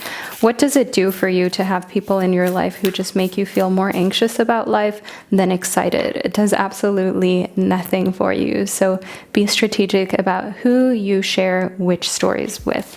Next, we have the panda, another very rare animal. The panda does show me here that creating a sacred space for yourself in your home and or your place of work is an important message you have to receive right now. This is a fated message. In order to overcome self-limiting beliefs or beliefs of not being good enough, or for some reason not being able to accomplish as much as you dream of financially, professionally, maybe romantically, in your own personal life, you have to create a sacred space for yourself in your home and your place of work. You cannot reach your highest potential if you're afraid to show up to work. You cannot be as productive or as effective as you'd like to be if your home is in shambles, or, if your place of employment just makes you feel uncomfortable. So do know here in the panda that it's important for you to optimize where you live and where you commute to, where you spend most of your time, to fit your needs. Even if you're a rare breed, even if you're a very rare creature like the panda, and there's only a very certain diet that you want to eat, or there's a very certain type of energetic frequency that you would like to lead your life in, it is your choice, Group B. And don't make yourself feel bad for the fact that you have certain no-goes, non-negotiables, and those need to be met by your environment. And otherwise, you can change your environment without feeling bad about it. I can see here within the domesticated cat that it's time to strike out on your own and relinquish your over-dependency to others. Striking out on your own is never easy, especially when you feel as though you have very special needs that can be seen as extra or dramatic or too much by other people. But the more you bring other people's opinions into your decision making, the more complicated it becomes, Group B. And that's just the honest truth that your animal spirit guides want to point out to you. The domesticated cat definitely also shows me here that while on one hand, you don't need to ruffle more feathers than necessary, on the other hand, being independent is important. And being independent doesn't mean that you can't coexist. It just simply means you're going to not give too many F's about what anyone else feels about your decisions, and you're going to live your life for you. Next up, we have the tiger. Oh, I love tigers. In the tiger, we see that you're being called upon to provide leadership, so trust that you're capable of doing so.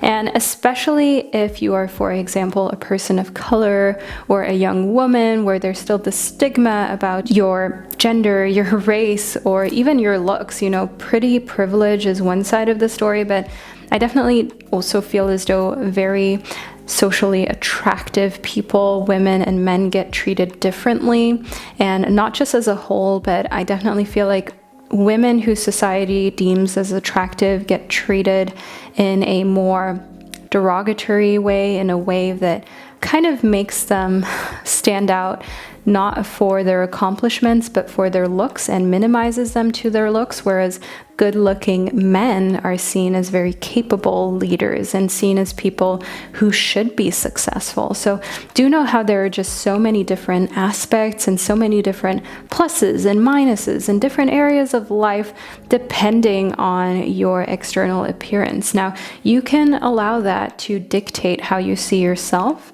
or you can remind yourself here in the tiger that what counts is on the inside, and there have always been people who have broken the mold, be it in sports, be it in business, people of color, people of different heritages, races, religions, different socioeconomic backgrounds, who have been able to do things differently because they trusted that they're capable of doing so, and they didn't allow for other people to deem whether that was valid or not. And this is a type of empowering message that your animal spirit guides have prepared for you in this reading. So take it all in, soak it up, groupie, and empower yourself through being here.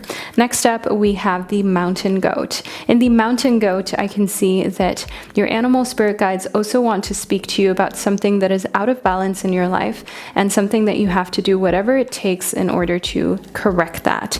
So the mountain goat is an animal that is very, how should I say, like fearless. I don't know how these creatures are able to withstand such heights and be able to stand so securely on the smallest rocks that are sometimes like moving, that are on these huge mountains. I don't know where they get the confidence from, but do know here in the mountain goat that this is a spirit animal that is trying to keep you confident while reminding yourself that you can remain confident even when knocked out of homeostasis, even when knocked out of balance. That's what homeostasis is. So it's important for you to know that you can do whatever it takes to get back into balance, to get back to your personal equilibrium, while still not kind of overthinking or not feeling as though that means you're not capable.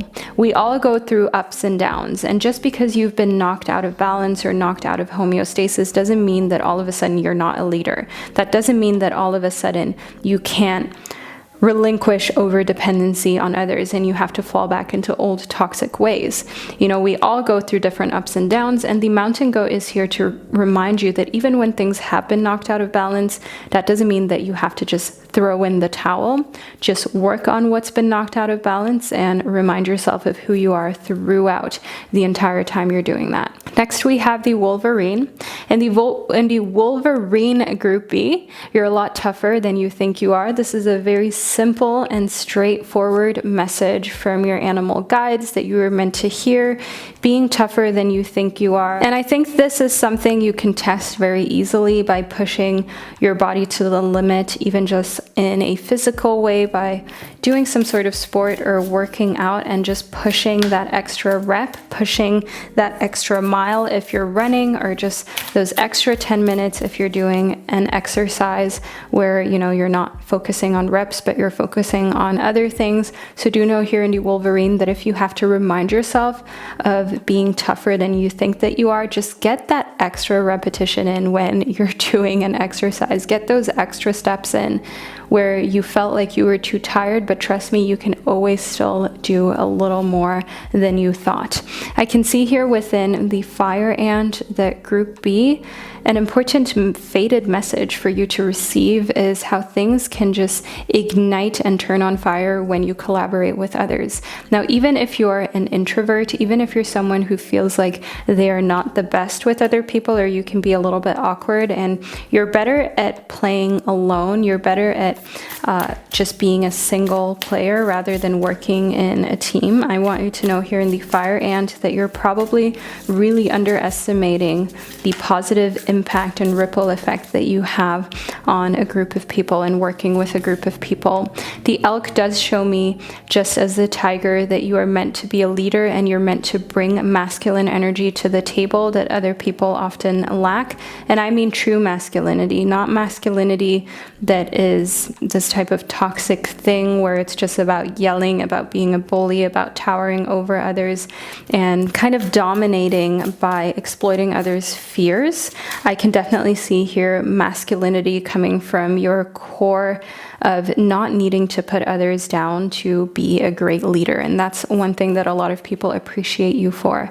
In the raccoon, being a bit of an underdog is something that I can see for you, Group B, and being a little bit afraid to step up into this leadership role or to deal with a lot of other people out of fear, as we spoke about here in the hyena, of still being the underdog, right? Of still being seen as an outcast. And then rather than being the leader, you just turn into this loudmouth type of person who nevertheless is still an outcast. And that is, of course, something that none of us want. But remind yourself here in the raccoon that given the right environment and given the right people, the underdog turns into the leader and a people person very quickly, and you're capable of that. The shark does show me here that nevertheless, you will still make a lot of your kills and a lot of your trips alone. So don't feel like just because you are doing a project with other people or you're doing something where a lot of others are involved and you're making waves, you're making magic, as the fire ant kind of suggests. That doesn't mean that it'll be like that forever or that now most of your life has to be filled with other people, especially if you're an introvert or you need a lot of time to yourself to recharge and you're someone who actually feels depleted when they have to go to social functions. Do know here in the shark that you're still going to get more than enough alone time to do that, but it's important for you to sometimes also remind yourself just how good it is and just how much of an impact you can make when all of a sudden more manpower comes together. Then we have the lamb next for you, Group B. So in the lamb, I can see this sense of innocence and the sense of not necessarily just being like the shark that wants to do things alone, but also a part of you that does feel vulnerable, a part of you that doesn't necessarily want to do things with too many other people because of this fear of not being fully accepted and other people not fully liking you for who that you are. And I totally get that, Group B. This is something that I personally struggle with as well. So it's not that you don't want to collaborate. Sometimes it can just be a feeling of not knowing that scares you, a feeling of inadequacy. Next, we have the Two of Shells. So I can see here for you that a romantic partner can help bring you out of your shell and can help empower you a lot more than you ever expected. So if it's not a relationship that empowers you, it's not for you, because I can definitely see here in the Two of Shells that you're meant to be with someone who makes you feel stronger rather than more self-conscious and weaker. Next, we have the Three of Acorns as well as the Hanged Man. So if you are currently single, know here in the Hanged Man that your animal spirit guides are trying to give you this message of patience and of perspective and of understanding that the longer you're single for, the more you can get to know yourself and the more you can become the person that your soulmate deserves. Because at certain points in your life, maybe you weren't even the person that your dream person deserves. So if, for example, at a point in your life you were a bit of a mess or you were going through something that you really just had to go through alone, it may have just not been appropriate for you to be with a soulmate at that point, and it may have not been fair for them. Maybe it's only fair for them to meet you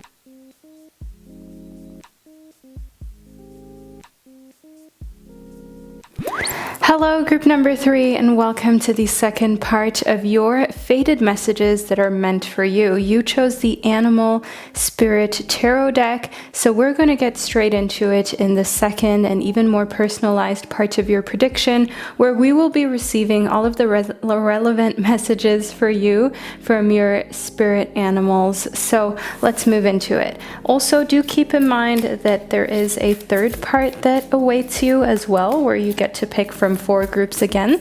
So once you have received the second part of your prediction, make sure that you select your third part, where we will be looking into numerology, charms, as well as angel messages. So let's get into it. First up, we have the hyena.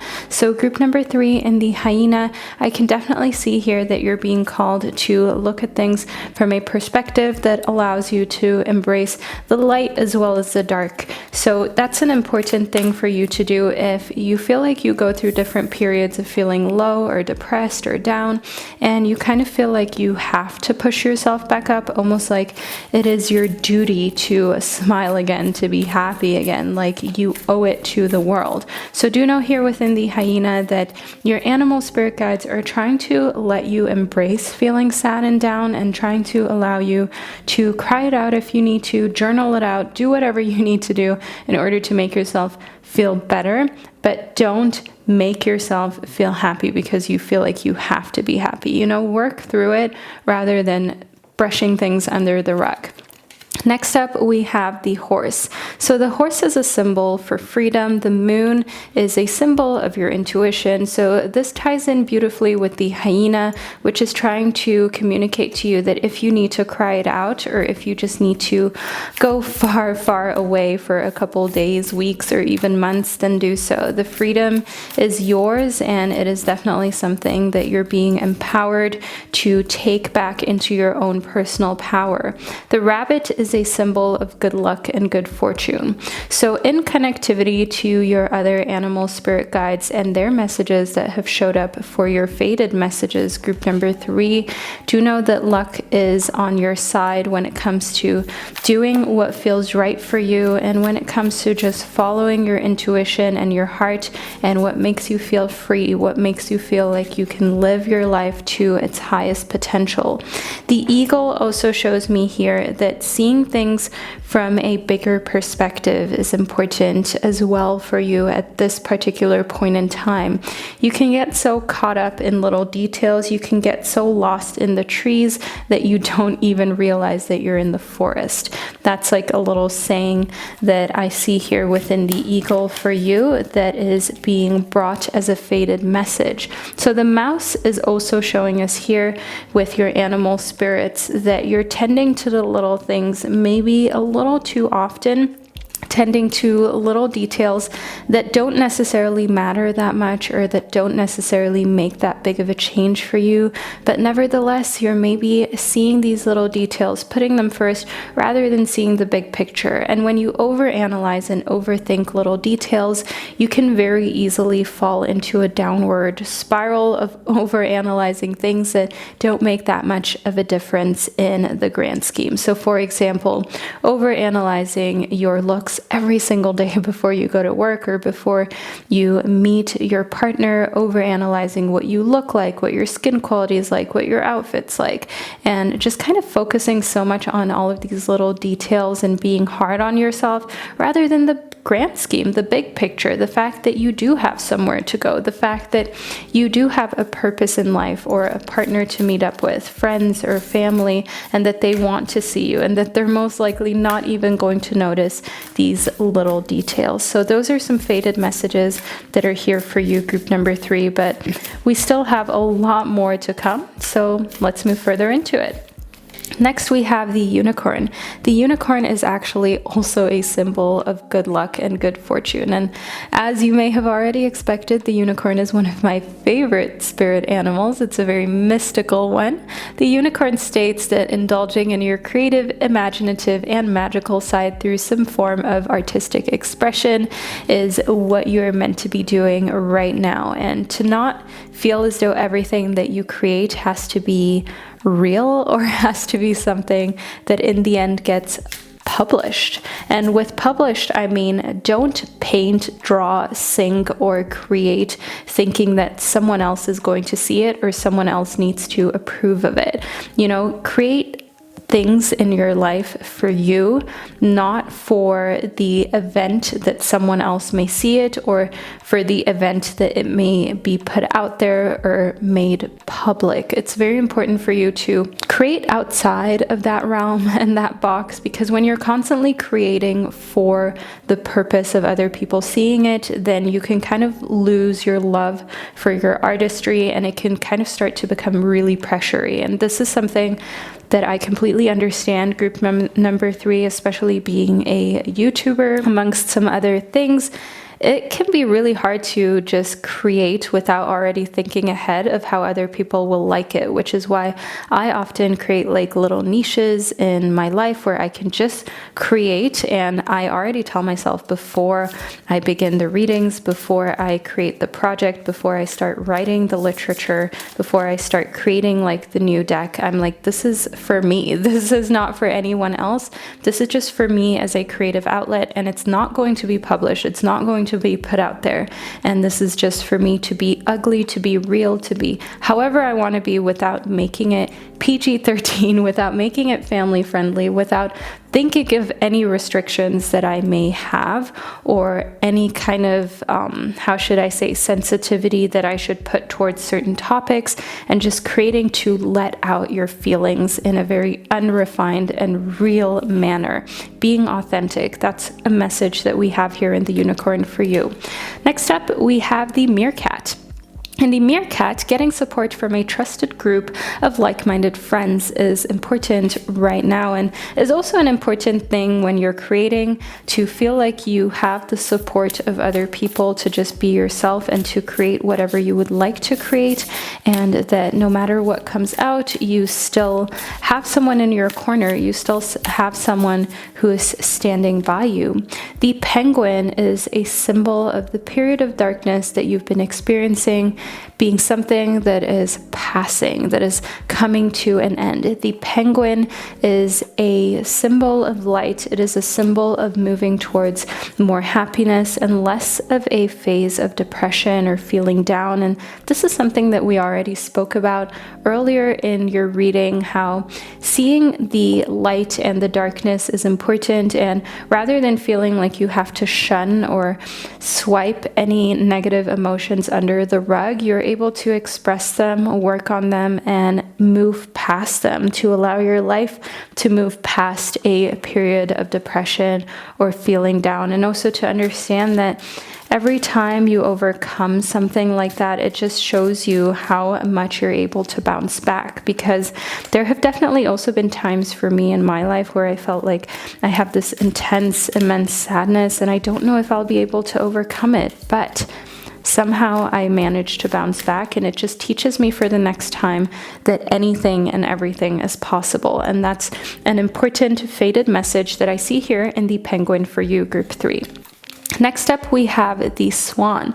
The swan is a symbol of beauty and elegance, and the swan is here to communicate to you to not look past that in your own personal experience. You are a beautiful, elegant being, even if you don't always feel that way or you don't always see that, group number 3.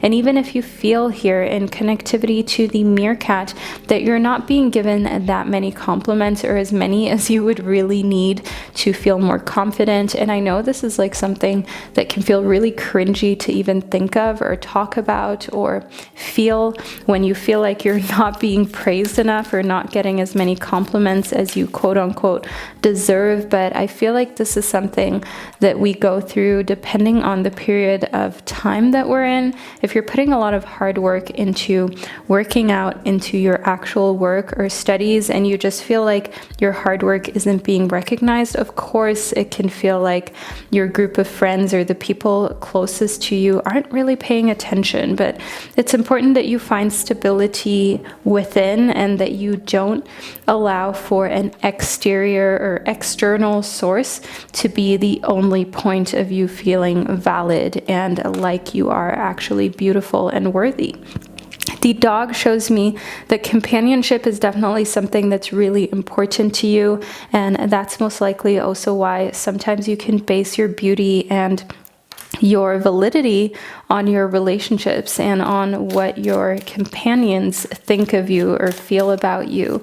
So separating that is an important aspect of your fated messages in order to ensure that any period of darkness that you're going through is not triggered by a spouse or a partner or someone else, but is really something that is coming from you that you get to deal with, that does not depend on another person's mood. Because when you accepting yourself is what I meant to say, group number 3, depends on whether someone else accepts you and whether someone else is in a good mood, then you're in hot waters, and then you're in a place where you're not in control, which is really important for you to try to avoid. Those are some fated messages that your animal guides have for you.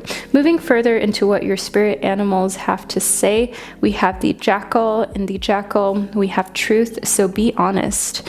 That is one thing that your spirit animals are trying to communicate to you. Even if you're worried that another person may not like it or another person may be hurt, being honest is the most important thing, especially actually if you don't like something, and especially if you're going through a tough time with another human being and you feel mistreated or you feel as though they're not seeing your point of view.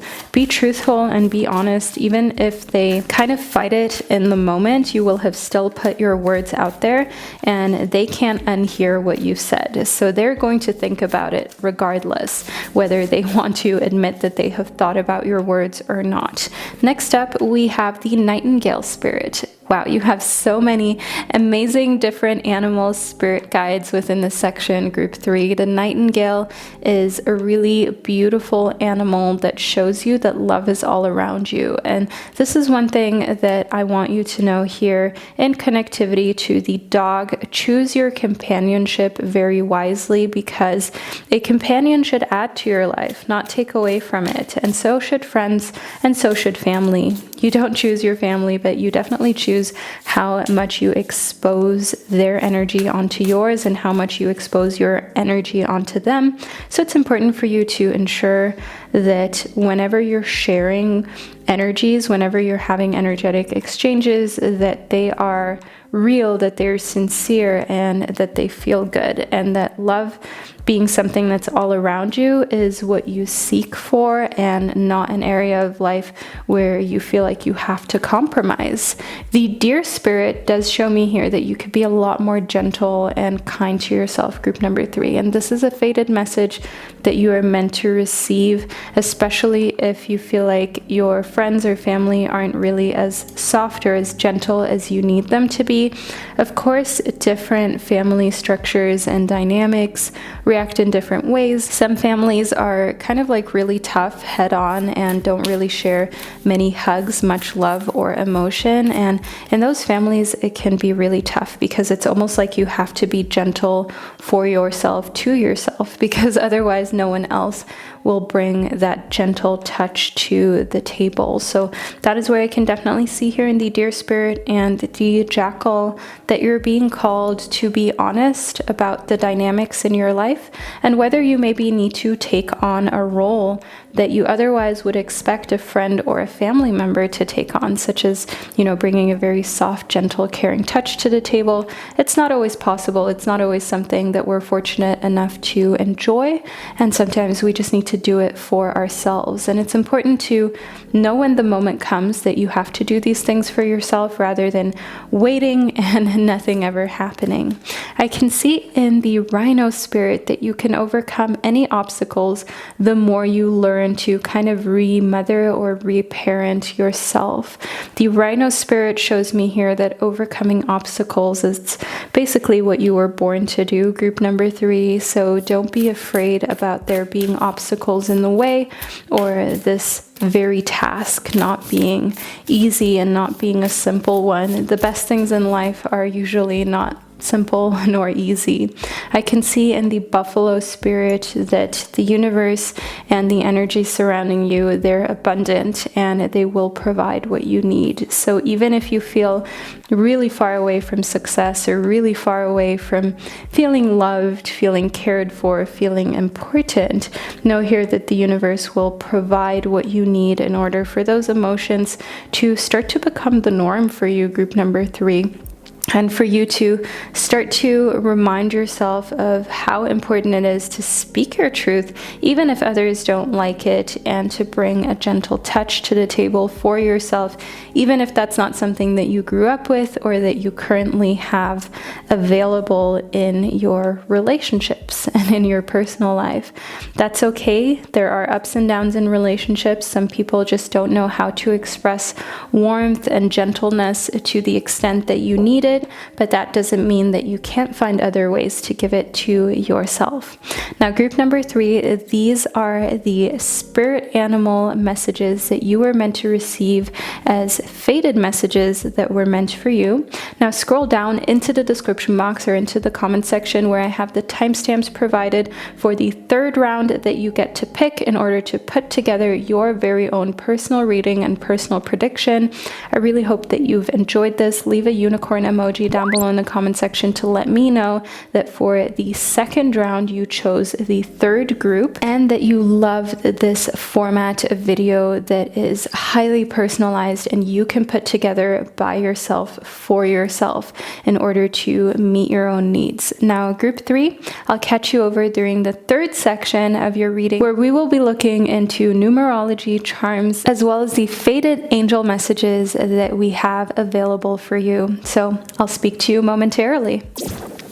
Hello, Group D. You are the 4th group in the 2nd round of readings about fated messages. So you chose the messages from your Animal Spirit Guides Oracle cards, and we will use this Oracle deck amongst lots of other decks to determine who your Animal Spirit Guides are and what fated messages that they have present for you during this 2nd personalized round of your Pick a Card Tarot reading. So let's move straight into it so we can figure out what it is that you need to hear. First up, we have the Peacock. Now, Group D in the Peacock, I can see that you are being called to let yourself stand out and be noticed. That is an important fated message that is here for you. The Peacock animal spirit is one that tries to get you to not be afraid of being yourself, of standing out, and of other people looking at you and maybe just not saying anything, not knowing what other people think about you, but also not caring and not allowing that to stop you from living your best life. Group D, do you know when you're like wearing something or you're feeling a certain way and you want to just embrace yourself, but you're afraid of standing out too much? You're afraid of what other people may think or say behind your back? Well, guess what, Group D? Your animal spirit guides want you to cut the cord about caring, and they want you to get rid of any part of you that feels like they have to overthink how others may see you. I can see here within the manatee that you are being called to accept a situation as it is rather than fighting to change it. Accept the fact that you are meant to stand out in many more situations than you're comfortable with, and instead of fighting to change that, instead of fighting to change yourself or to make yourself smaller, less interesting, or less important, just to comfort other people or not have them stare at you or look at you. Simply embrace who you are and the type of energy that you bring to the table rather than trying to fight it, because spending your valuable, precious time and energy fighting who you are just to not fall prey or fall victim to other people's comments or thoughts, that's absurd, Group number D. And also, a lot of people who look and stare but don't say anything, they are low-key kind of jealous of the fact that you can embrace yourself and stand out and be noticed, because they're maybe too afraid to do the same. Next, we have the walrus. In the walrus, I can see that an important fated message that is meant for you is to remain vigilant ambivalent about the current situation. Pay attention to signs and omens and let them dictate your choices. Those are the messages that the walrus displays. But another thing with the walrus and the peacock is to stay kind of secure in this inner knowing that you are meant to be noticed and that there's no point in fighting against it, but instead look for different little signs that actually confirm that this is your path. Look for different signs that actually show that yes, this is what you're meant to do, and you're meant to simply be yourself, whether other people stare or not. Next, we have the humpback whale. We've had a lot of big animals so far, the walrus and the manatee, and a lot of big mammals. In the humpback whale, we have yet another one. I can see here that music is essential to your healing and well-being, whether singing, playing an instrument, or listening. So use music to heal.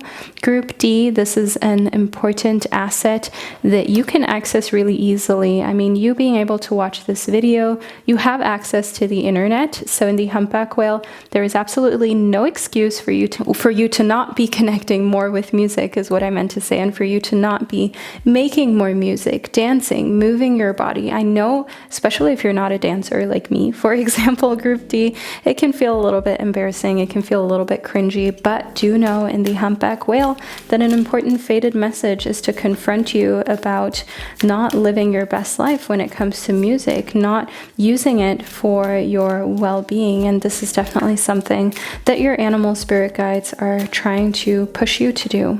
Next, we have the rhino. The rhino shows me here that all things in moderation are important right now. So things in moderation means also like unhealthy foods, group D or group 4, however you would like to identify for the second round of messages in your reading. In the rhino, I can see here that making sure you're taking in substances in moderation is important, and substances, I even mean water, okay? Not drinking too little or too much, because drinking too much water is almost as bad as not drinking enough water, because you're actually then just flushing all the minerals and all the vitamins out of your body, and you are essentially creating an environment that is also not healthy. So ensure that you are drinking an optimal amount, ensure that you are not taking in too much caffeine, that you're not doing any other drugs, so to say, such as smoking, such as other things, heavier things for your body even, and that everything is in moderation that is deemed healthy. So as I said, water is deemed healthy, and it can sometimes feel like you can never have too much water, but you actually can drink too much water. And other things are healthy as well, such as vitamins and minerals. Yes, take your vitamins daily, okay? You're being called out to do that, but don't overdo it, okay? Don't take in more than necessary. Don't eat way more than you're actually hungry for. Just because you're eating something healthy doesn't mean that you should do more than what your body is asking for. Do just as much as your body needs. Your body knows best. I can see here within the armadillo that remaining grounded in different areas of your life that have to do with health is an important thing for you to pay attention to right now. And also, if you get any diagnosis from a doctor or a health practitioner, definitely ensure that that doesn't freak you out or make you crumble immediately, because people misdiagnosing, that is actually more common than we realize. So always make sure that you get a second or a third opinion before you trust a health practitioner, before you trust to move on with like a bigger surgery or a bigger treatment or taking in substances that may have side effects on your life. It's important for you to also take in people's opinions in moderation and ensure that you inform yourself and that you have like a vast net of information and of different opinions before you make your informed opinion.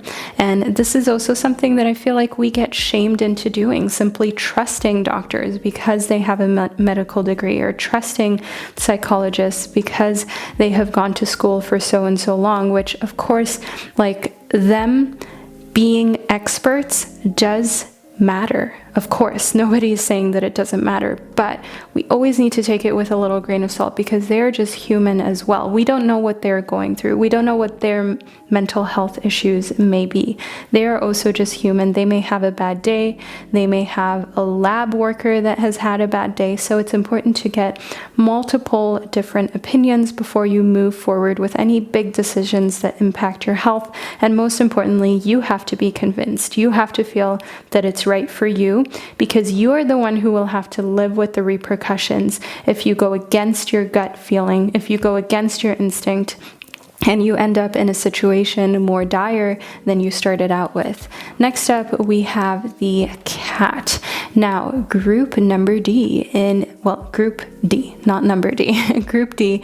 In the cat, I can see here that following your intuition is what your animal spirit guides are confirming that you need to do.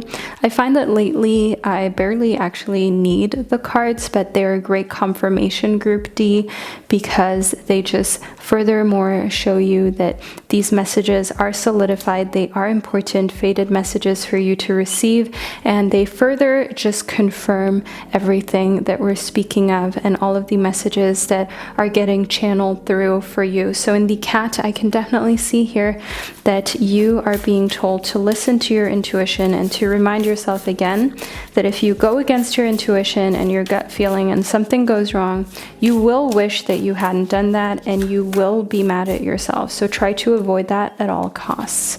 Next up, we have the cat spirit again. Claim your independence. So on one end, the cat means to follow your intuition, and on the other hand, the cat also means to claim your independence. And this goes hand in hand with following your intuition, group D, because when you follow your intuition, you're also acting independently, right? Because you're following your intuition and you're not just listening to what someone else is telling you, you're being independent rather than codependent, or rather than giving someone else all the power to decide how you move forward in your life. Let's move a little further into your reading though. We have the cow spirit. So I can see here that the more you act out of an intuitive place, the more endless the miracles really feel within your life, group D. And it's essential for you to also know here that there is no sort of finite amount of miracles that you can have in your life. If you're going through a really great lucky phase, that doesn't mean that it ever has to come to an end. It can continue going and growing, group D. So don't feel as though anything ever needs to come to an end. That is great. The flamingo spirit, this is a fated message from your animal spirit guides that tells you to embrace all of the in-betweens, all of the different areas of not knowing, and actually using that to your advantage. I already spoke to you about embracing the in-betweens and looking for more answers, getting more opinions when it comes to your health and mental well-being, rather than feeling like you just have to settle with one person's opinion. So embracing the in-between of not yet being decided, because that allows you to get more opinions and to talk to more people. But the same goes for other areas in your life. If you're just on the verge of becoming successful, if you're just on the verge of hitting a next high in your career, you feel like you're on the verge of a glow up, of finally gaining or losing weight, embrace the in-between and the fact that you don't feel like you're quite there yet, because even when you get there, there's no guarantee that you will actually feel like you are there, because being human is all about constantly living in an in-between and constantly learning to embrace the in-between. It's hard to ever feel like we have made it somewhere for a prolonged amount of time. So if most of our life is spent in the in-between, we might as well embrace it. And that is where the Bobcat spirit comes in. The Bobcat spirit is all about reminding you that life is a mystery and miracles are endless. We have the number 8 here in the Bobcat spirit. And of course, I'm still going to look into numerology charms and your angel messages in your upcoming part of the reading, in the third part of the reading. So make sure that you select a third part after we have finished receiving all of your animal spirit guides messages. But the Bobcat spirit here is calling calling to let you know that life is a mystery, embrace it, and remind yourself that because it is a mystery, don't get too hung up on any situation in life. Don't get too hung up on not embracing the in-between, because you deserve to enjoy every part of your life, even if it's a weird in-between spot, which is what most of life ends up really being. Next, we have the Two of Shells. So your animal spirit guides are definitely trying to communicate to you that some sort of romantic partnership and harmonious union is important in your life, and you're going to be with someone who is rather mysterious. You're going to be with someone who you can't really read until you properly get to know them.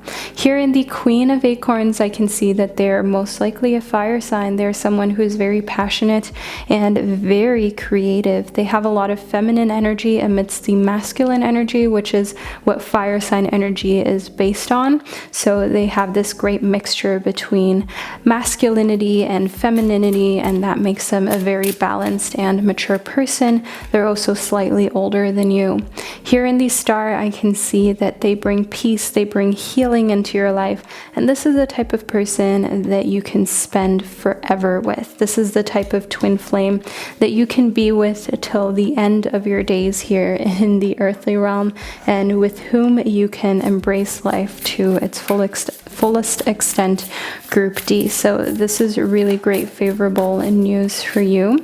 We have the Whale. So we already had the humpback whale within your reading. Here we just have the whale as kind of like a universal symbol, but it looks surprisingly similar to the humpback whale from the messages from your animal spirit guides oracle deck that you selected. So let's reiterate the message here in the humpback whale, which is that music is essential to your healing and well-being, whether it's singing, playing an instrument, or listening. Okay, so music is being reiterated again, Group D. Especially if you've fallen out of love with music, or music used to be your safe haven and your thing, and for some reason you haven't been doing or engaging with music as much as you used to, get back into it. I can see that you have so much to unleash. We have that here in the dragon. The dragon is a mystical, beautiful, strong being that shows that strength as well as certainty can be found through music for you. So there is a lot of untapped potential that lies in music for you, Group D.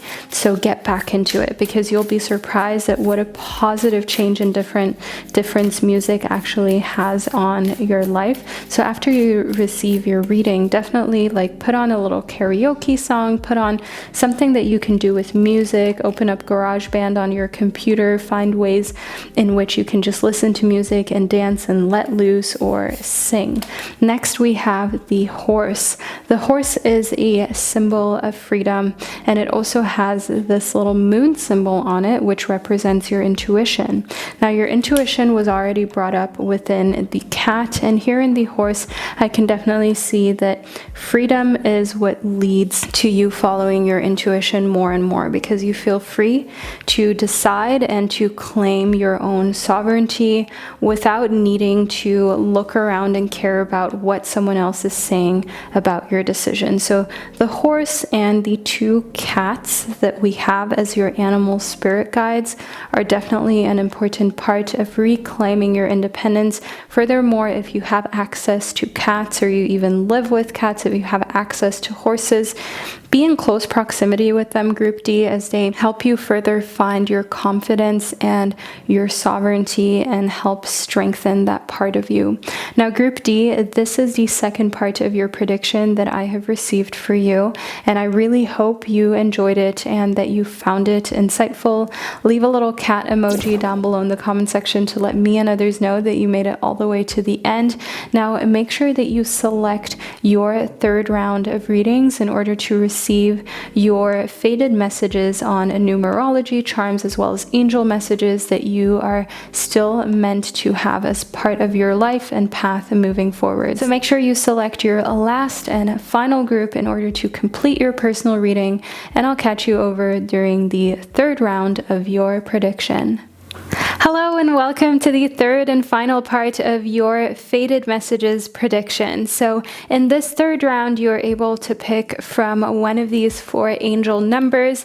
And once you have selected your angel number, we will go into the meaning of the numerology. We will be adding charms into your readings as well as receiving angel messages. And I really hope that you've been enjoying putting together your very own tarot card reading. And I'm so excited for you to receive this third and final part. So let's get into the 4 different angel numbers that you can choose from to receive your angel messages and charms. So group number 1 corresponds to the number 111. Group number 2 corresponds to the number 222. Group number 3 corresponds to the number 333. And group number 4 corresponds to the number 444. I will leave the links to all 4 groups down below in the description box as usual. So all you need to do now is what you've done twice before this section, which is click your timestamp and you'll be fast forwarded to the relevant part of your reading. So I'll speak to you momentarily. Hello group number 1 and welcome to your reading, or shall I say group number 111. So you may have been seeing this angel number repeatedly in day-to-day situations in your life. Maybe this is just the angel number that you felt the most drawn towards. Either way, let's get straight into the meaning of the number 111, shall we? So let's discuss the numerology and the significance of this number in your life and what fated messages that are meant for you are present here.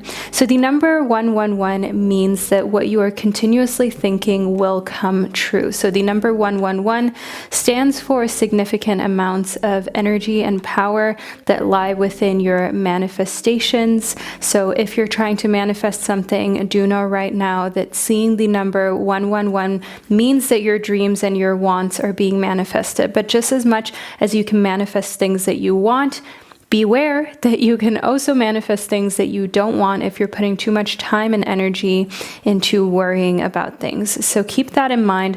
Furthermore, you are attracting abundance as well as prosperity. That is what this number means from a numerological standpoint. And the number 111, as you can see, is made up of the number 1 as well as the number 11. The number 1 means independence, motivation, that's what it stands for, as well as new beginnings and letting go, moving forward. The number 11, on the other hand, stands for discovering your soul's mission and purpose. This is a master number that speaks of natural intelligence as well as spiritual insight. So that is the numerological significance of the number 111 for you. So let's move a little further into your reading with some charms. We have a mushroom, we have a moon as well as the heart, and we have this little tree pose here. This is a yoga pose in case you are not very well versed in yoga. This is called a tree pose. So I can definitely see here within the mushroom as well as the tree pose that groundedness is going to lead to you being able to move forward as well as create more strength within your life, but also connect with more people. Mushrooms are organisms that spread really rapidly, so that is definitely one thing that I can see coming for you as soon as you're able to properly ground yourself.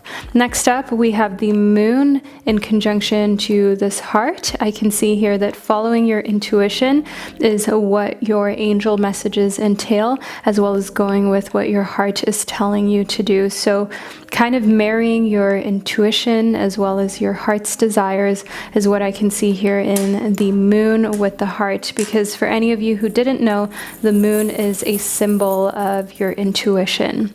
Adding another charm, we have the feather for you, group 1, and in the feather I can see freedom, I can see lightness, I can see you being able to potentially fly or travel again in the near future and go to where your heart desires.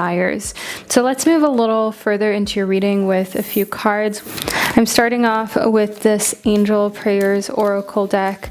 So lean back, relax, and continue to enjoy. Next, we have the Archangel Gabriel. So in the Archangel Gabriel, I can see here that speaking your truth is an important fated message that is meant for you, that you are meant to receive, and that your angels want you to become aware of. Speaking your truth is so important important because this means that you're speaking with integrity. You're not saying one thing, but actually feeling or thinking another. What you say is exactly what you mean and exactly what you're going to do. That's one thing that I can see here in the Archangel Gabriel.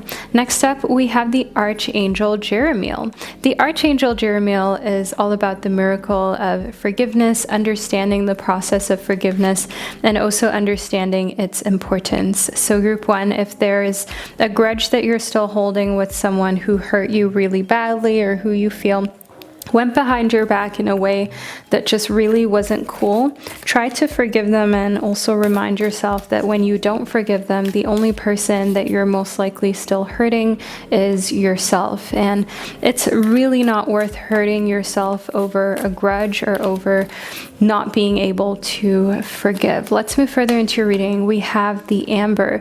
So the Amber stands for you giving it up to the universe, giving it up to God, whatever your beliefs are.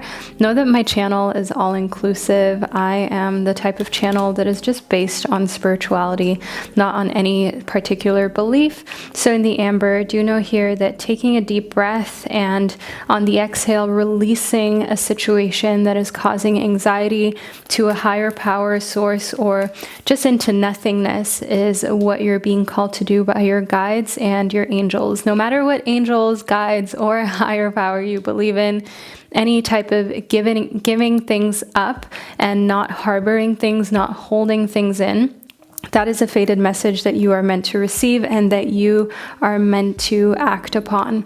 I can see here within the Malachite that there's a positive shift in your flow of divine support. And receiving this as an angel message is, of course, not only really favorable, but it just highlights how overall you letting go, you being able to exhale situations out into the universe or out to whatever higher power you would like to exhale into is something that is so helpful to you and can just allow you to get rid of any blockages that you may be experiencing, any roadblocks that you may have to the next phase and stage of prosperity. Any type of challenges that you're facing that are unnecessary will fall away when you're able to simply release the burden of carrying that with you. Next, we have the Dolomite. So in the Dolomite, I can see that a positive outcome is dependent on you keeping a positive mindset. And we kind of already spoke about this as we were delving into the numerology of 111, like the numerological meaning and understanding that dreams are being manifested and what you are continuously thinking will come true. But this is not only true for positive things, but also challenging things. So of course, if you're placing your attention and your awareness on something that isn't positive or on something that is actually a scenario you're afraid of, then you're just going to attract that scenario closer to you more quickly. And again, that will lead to more overthinking, more fear, and that can easily turn into a vicious cycle. So it's important for you to understand in the Dolomite that a fated message for you is to know that a positive outcome is always dependent on you keeping a positive mindset and focusing on the right things rather than things that may just drag you down or get in your way. Next, we have the Peridot.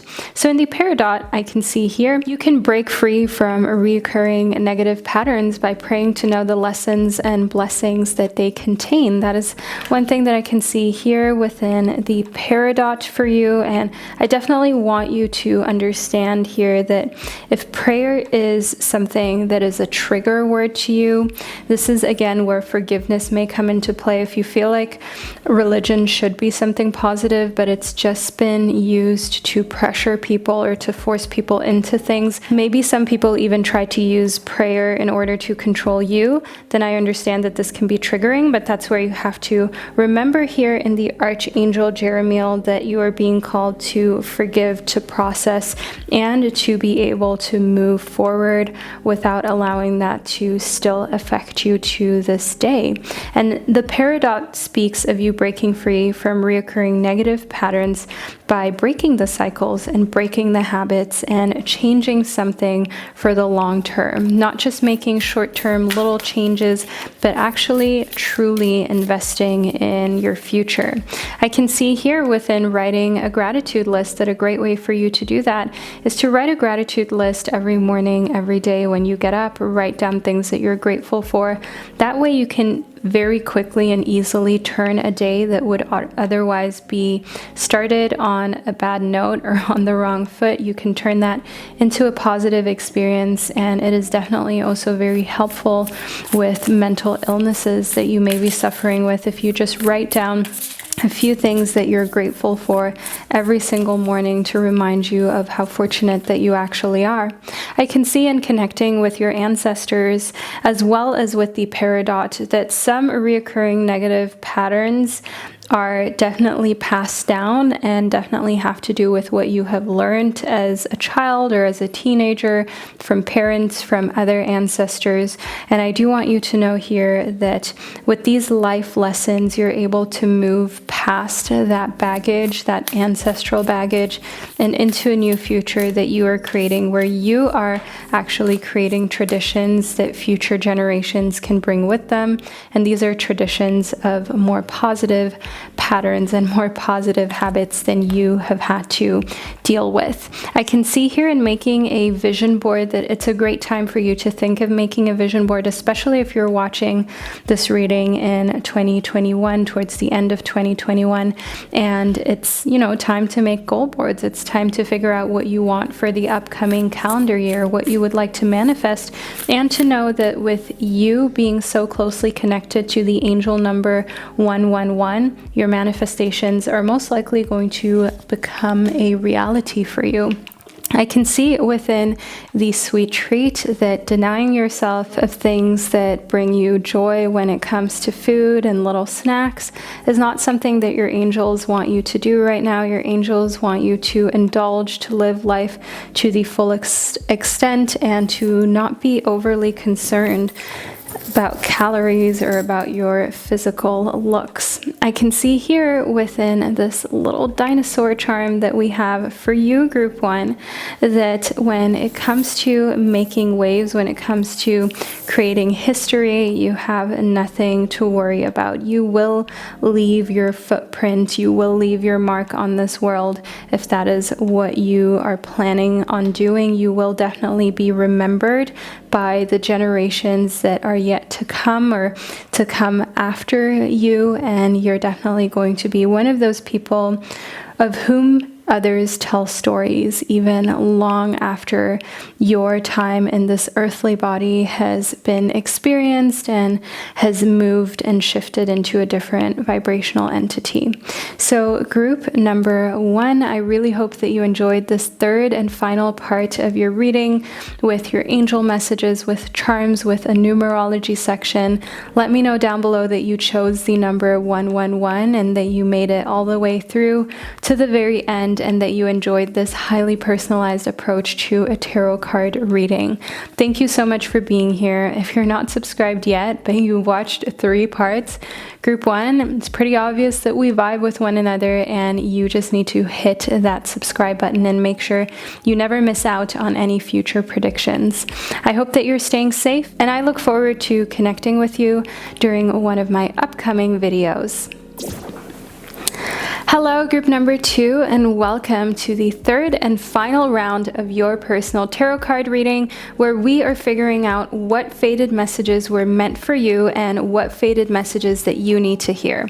So you felt especially drawn to the number 222 or 222, however you prefer to say it, and we are going to start your reading off with the numerological significance of the number 222, so we can figure out why you felt so drawn to this number and what it means for you.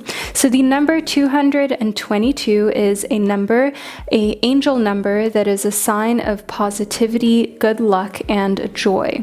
You're on the right path is what this number is trying to communicate to you. So when you see this number in your everyday life at like 2:22 a.m. p.m., know here that your angels are communicating with you that you're on the right path, that you're doing the right things in life.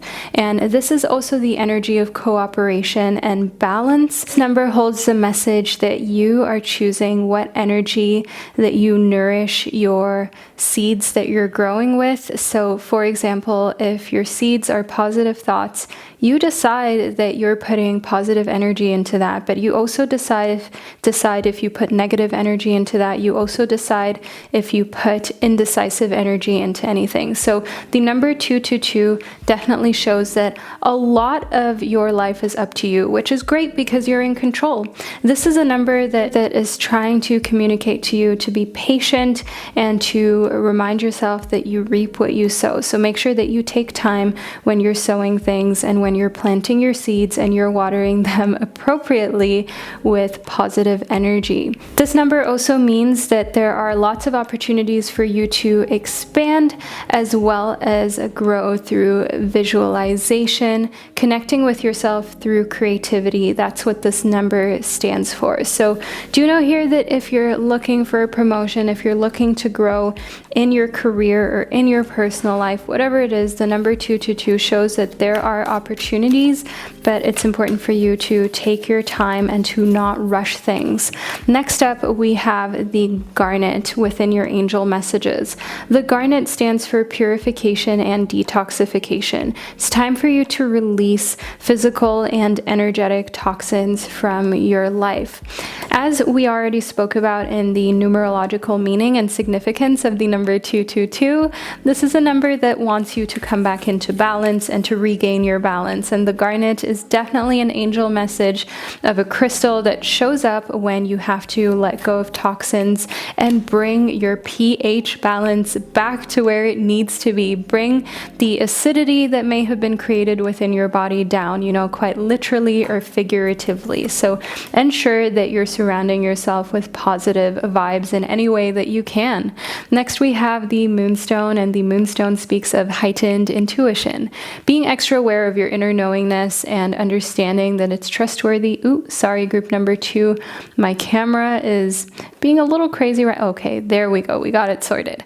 So the moonstone does try to communicate to you that your inner knowing is trustworthy and your intuition is trustworthy. And when this number shows up, this is kind of a reiteration. This is a message from your angels telling you to listen to your heart and your gut feeling and to not overthink things, but instead simply go for it. The angelite is a messenger that speaks of joining in with like-minded people for friendships as well as increased spiritual growth. So finding new friends and acquaintances while doing things that you love is a great way for you to find a new community, a community that you feel supported by and one where you feel like you can talk about shared interests. And this is especially important if you have hobbies that other people in your family or friend circle don't understand, so that you don't just feel like you're always the odd one out or like you never have someone to truly talk to about the things that you love and you're passionate about. So if you are, for example, really passionate about creating businesses, maybe you're really passionate about wildlife or traveling, but nobody in close proximity to you is, try to join some sort of group. It could be a Facebook group, it could be a group on Instagram, it could be some sort of travel blog or vlogging community. It could even be creating your own channel on YouTube to find other like-minded people and creators, such as what I did here, in order to connect with more people who are into what you're into. So get creative with that and know that you don't need to be alone, group number 2. Next up, we have the giraffe as well as the butterfly. So the butterfly definitely shows me that transformation is something that's coming next. This is a fated message you need to receive, and the giraffe shows me that you will have more foresight. You will be looking more into what the future may hold, and you're just becoming more aware of seeing the big picture. That's what your transformation is about. We have another butterfly for you, group number 2. So this is a further reiteration of a transformation coming and being necessary for you. There's no way around it. This is something that you're meant to go through and experience. Next up, we have this little Alice in Wonderland rabbit. So the rabbit is actually a symbol of good fortune, good luck. So when you see the bigger picture, when you pay closer attention to the little details, but also how everything looks like as a whole, you can better plan ahead without getting caught in little details or only getting caught in the big picture and then neglecting little details. It's like you have that great balance. And that is again where we're talking about the number 222 or 222, which is, as already mentioned, a sign of positivity, good luck, and joy, but also a symbol of cooperation and balance, where everything is being brought together in a way that your life feels more balanced and you can tell that everything is moving in a direction where you're not tipping the scale on one end, where you don't feel like there's just too much of one thing in your life. Next, we have flowing like water. So an important angel message that is meant for you is to let yourself just flow and be, to do whatever works well for you, whatever feels right, whatever flows in a very kind of chill and cool way. If you find that what really flows for you is being creative in painting, do more painting. If you find that what really flows for you is quitting your job and trying something else, quit your job. Group number 2, it's important for you to know that if something is disrupting your flow state, it's most likely not meant to be. I can see here in spending time with friends that a great way for you to create more of a feeling of stability and security, as well as support, especially if you are thinking of making a big decision such as quitting your job or cutting off all ties and contacts with someone who is really toxic. Talk to someone who you know is not going to judge the situation and who you know is impartial in the situation, so you can get some real advice that can help you on your path to just making your life a little bit more streamlined. I can see here within saying that just using your voice to express yourself is a great thing for you to do. Whether you feel like you're good at singing or not, getting back into it is a way of letting off some steam and letting some energetic walls crumble down, because when you hold in a lot of how you feel, it definitely builds up. And sometimes just singing along to your favorite songs that happen to be maybe like breakup songs or songs where you're singing along to people expressing really deep feelings and emotions can almost feel like you are the one who is expressing those feelings to the world. And it's a really great vessel for you to carry stagnant energy that is within you out in a way how you can free yourself internally. Next, we have a massage. So maybe you got to see a chiropractor, maybe you just got to go to a massage therapist, but group 2, it is evident that your back needs a little bit of extra TLC, your posture needs a little bit of extra attention from you. So try to pay attention to even how you're sitting right now, group number 2. Are you sitting straight? Are you kind of hunched over? Are you slouching? Try to give yourself a better posture momentarily right now. Give yourself that little self-care, even if it's just straightening up your spine. And also don't be afraid to book some professional sessions with someone who can help keep your back healthy, because for some reason, a fated message that you have to receive is to give your back and your spine a little bit of extra attention and TLC. Also, baths with Epsom salts, those work wonders. Group number 2, I'm speaking from personal experience. Next up, we have Lord Ganesh. So in Lord Ganesh, I can see that obstacles are being removed. This is a fated message that you must receive, and spiritual support and connections are increasing, especially when we're talking about flowing and releasing tension in your back, giving your back a little bit of extra TLC. I can definitely see here that the moment you kind of like crack your back in a healthy way, like in a spot where it's actually relieving, where you're alleviating pressure and pain, when you kind of put yourself in an upright position as much as you can for the health of your back, I can see here that this is something that will invite more abundance. And just think about it, it actually even makes sense in a very logical way, not even in like a spiritual woo-woo way. If you walk into a room or a board meeting and you are standing tall, you look unafraid, you have good posture, your outcome is going to be so much better than if you walk in hunched over, slouching, and looking as though you are not confident in yourself or what you're trying to communicate in the meeting. So just think about it even from that perspective and how that would create more abundance, because just overall you make a healthier, more trustworthy impression on the world. I can see here within Hilarion that divine healing is something that you will experience through not making yourself small anymore by slouching over, by not standing as tall and as proud as you could. So do know here that Hilarion is trying to communicate to you that this can often be a reflection of how you feel about yourself on the inside. If your posture isn't very good, maybe you just don't feel very confident that day because you don't like how your face looks, you don't like your hair, you don't like just overall what your appearance is about and what it's expressing. So therefore, you may have decided to not stand as tall and as proud as you could. So do know here that the more you kind of stand up tall, the more you straighten out your spine, the more you're actually practicing being self-confident. Next up, we have Unconditional Love by the Divine Mother. So group 2 in the Divine Mother, do know here that this is an angel message that helps you to give and receive the love that you deserve. And that is what your angels are here to do and why they are using this card to communicate with you. They want to tell you that you don't have to go down this path alone. You can call upon your angels for support to learn how to give and receive love that you deserve, not be shy about it, and also just put yourself in a position where you're unafraid to show your face, where you're unafraid to take up space in a room.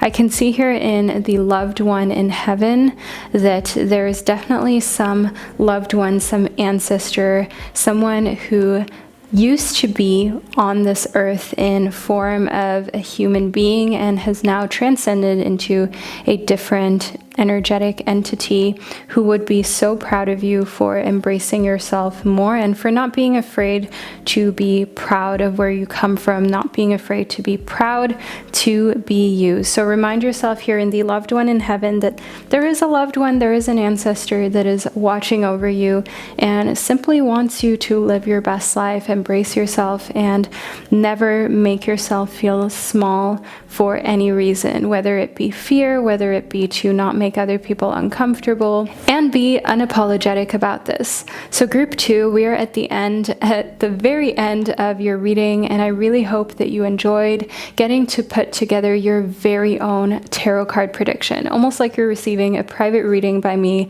Let me know down below in the comment section, and also let me know that this is the angel number that you felt the most drawn towards. Thank you for being here, and I can't wait to provide you with more fated messages soon. So ensure that you're subscribed to my channel, especially if you watched an entire reading. We clearly vibe with one another, and I can't wait to connect with you in one of my upcoming predictions. Hello, group 3, or shall I say group 333. This is the number that you felt the most drawn towards. This is a beautiful angel number, and we are going to get into its numerological significance immediately. So let's figure out exactly what this number means for you and what fated messages are behind this number. So the number 333 is a number that is a symbol of significant growth in a positive direction. This is a number that helps you to use your intuition as well as to make decisions. Furthermore, this is also a number of balance between fun and work, and it has triple the influence of the number 3. As you can see, the number 333 obviously consists of the number 3 times in a row, which is a number that brings out the best of communication skills, social skills. This is a number that speaks of adventure, humor, inspiration, as well as psychic ability. You can now use your natural talents and abilities to empower yourself and others. That's what the number 333 is trying to convey to you. And you can live your truths and express yourself with clarity, purpose, and love. So this is a very meaningful number, and these may be the reasons why you continuously even see this number in your day-to-day life, maybe on number plates, maybe on the clock, 3:33 a.m., p.m., you name it. So group 3, let's move into some of your angel messages so we can figure out what you urgently need to know from your angels. First up, we have the dolomite.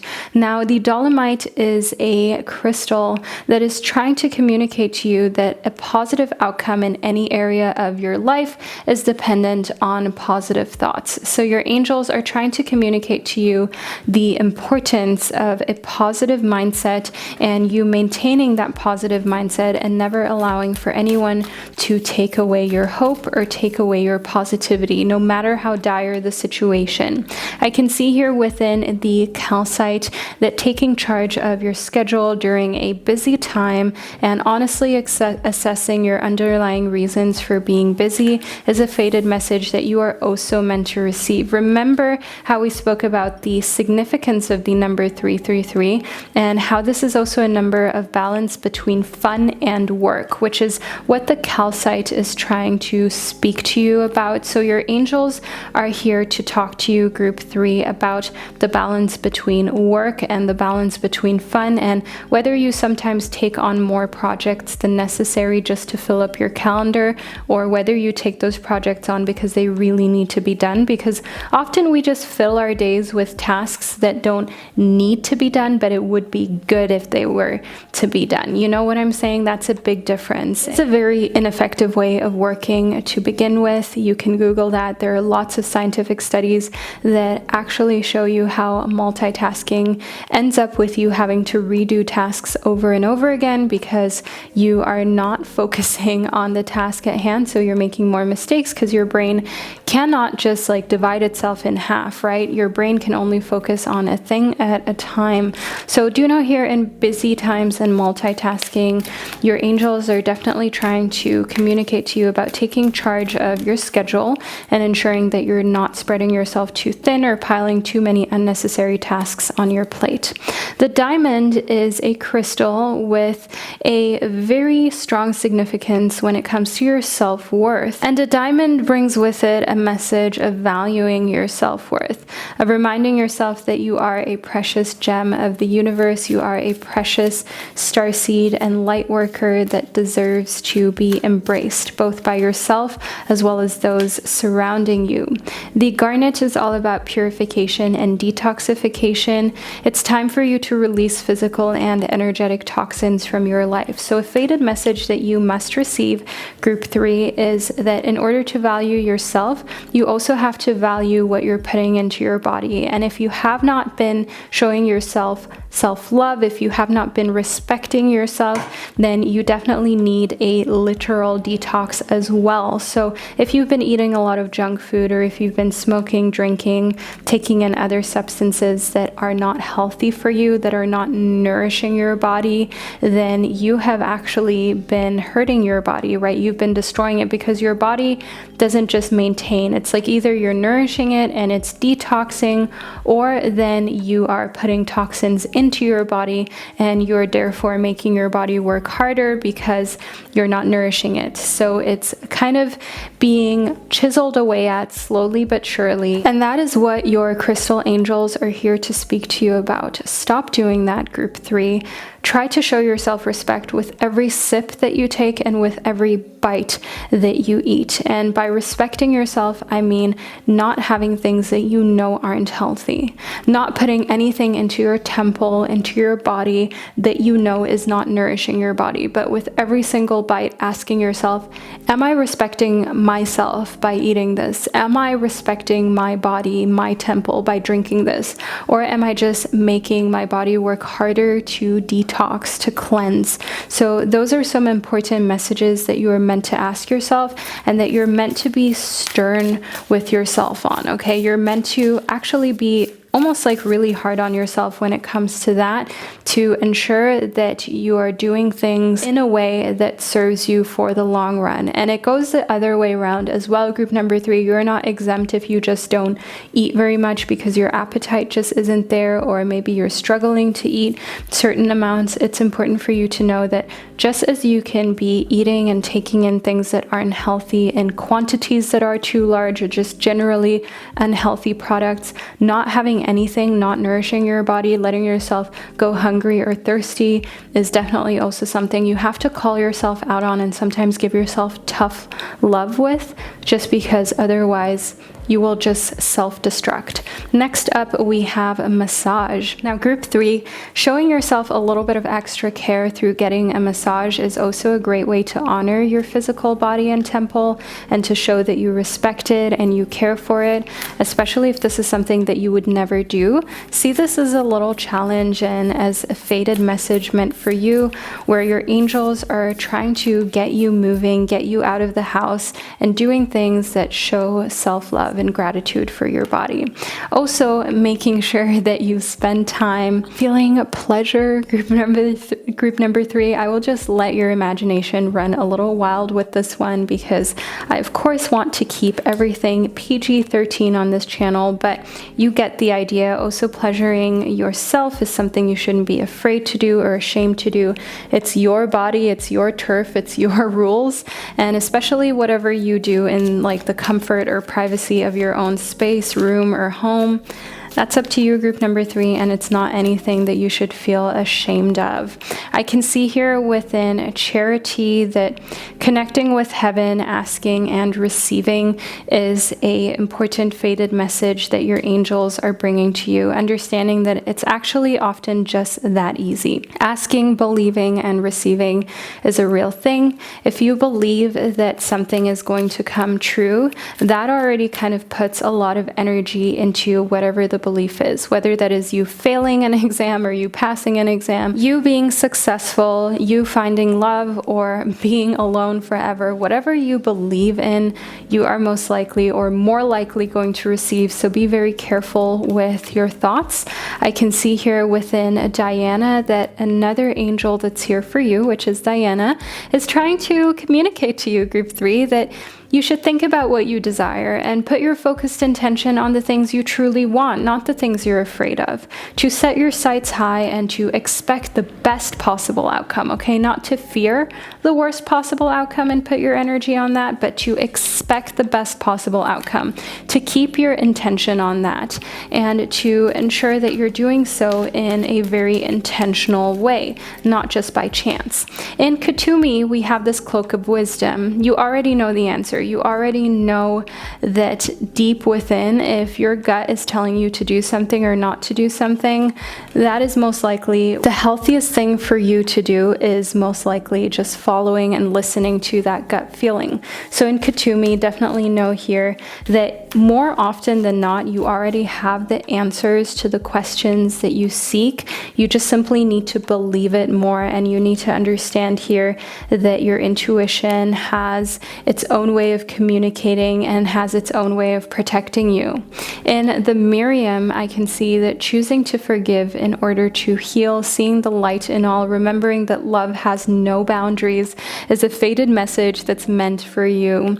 So your angels are definitely speaking to you of self-acceptance as well as forgiving in order to heal, seeing the light even in dark situations or even in difficult situations. Seeing the light is something that I feel is sometimes difficult to do if you're in a challenging spot with yourself, group number 3, and I see that here in correlation to the diamond and your self-worth, because of course if your self-worth is kind of low or not where it needs to be, or you're kind of not feeling as good about yourself as you would like, then it can be really hard to find that self-love or to find the ability to treat yourself. But in those moments where it's the most difficult is when it is so rewarding for you to actually like jump the gun and focus on taking care of yourself and just giving yourself some treats that you feel like you otherwise don't deserve, showing yourself that you don't need to do something in order to deserve to be treated well.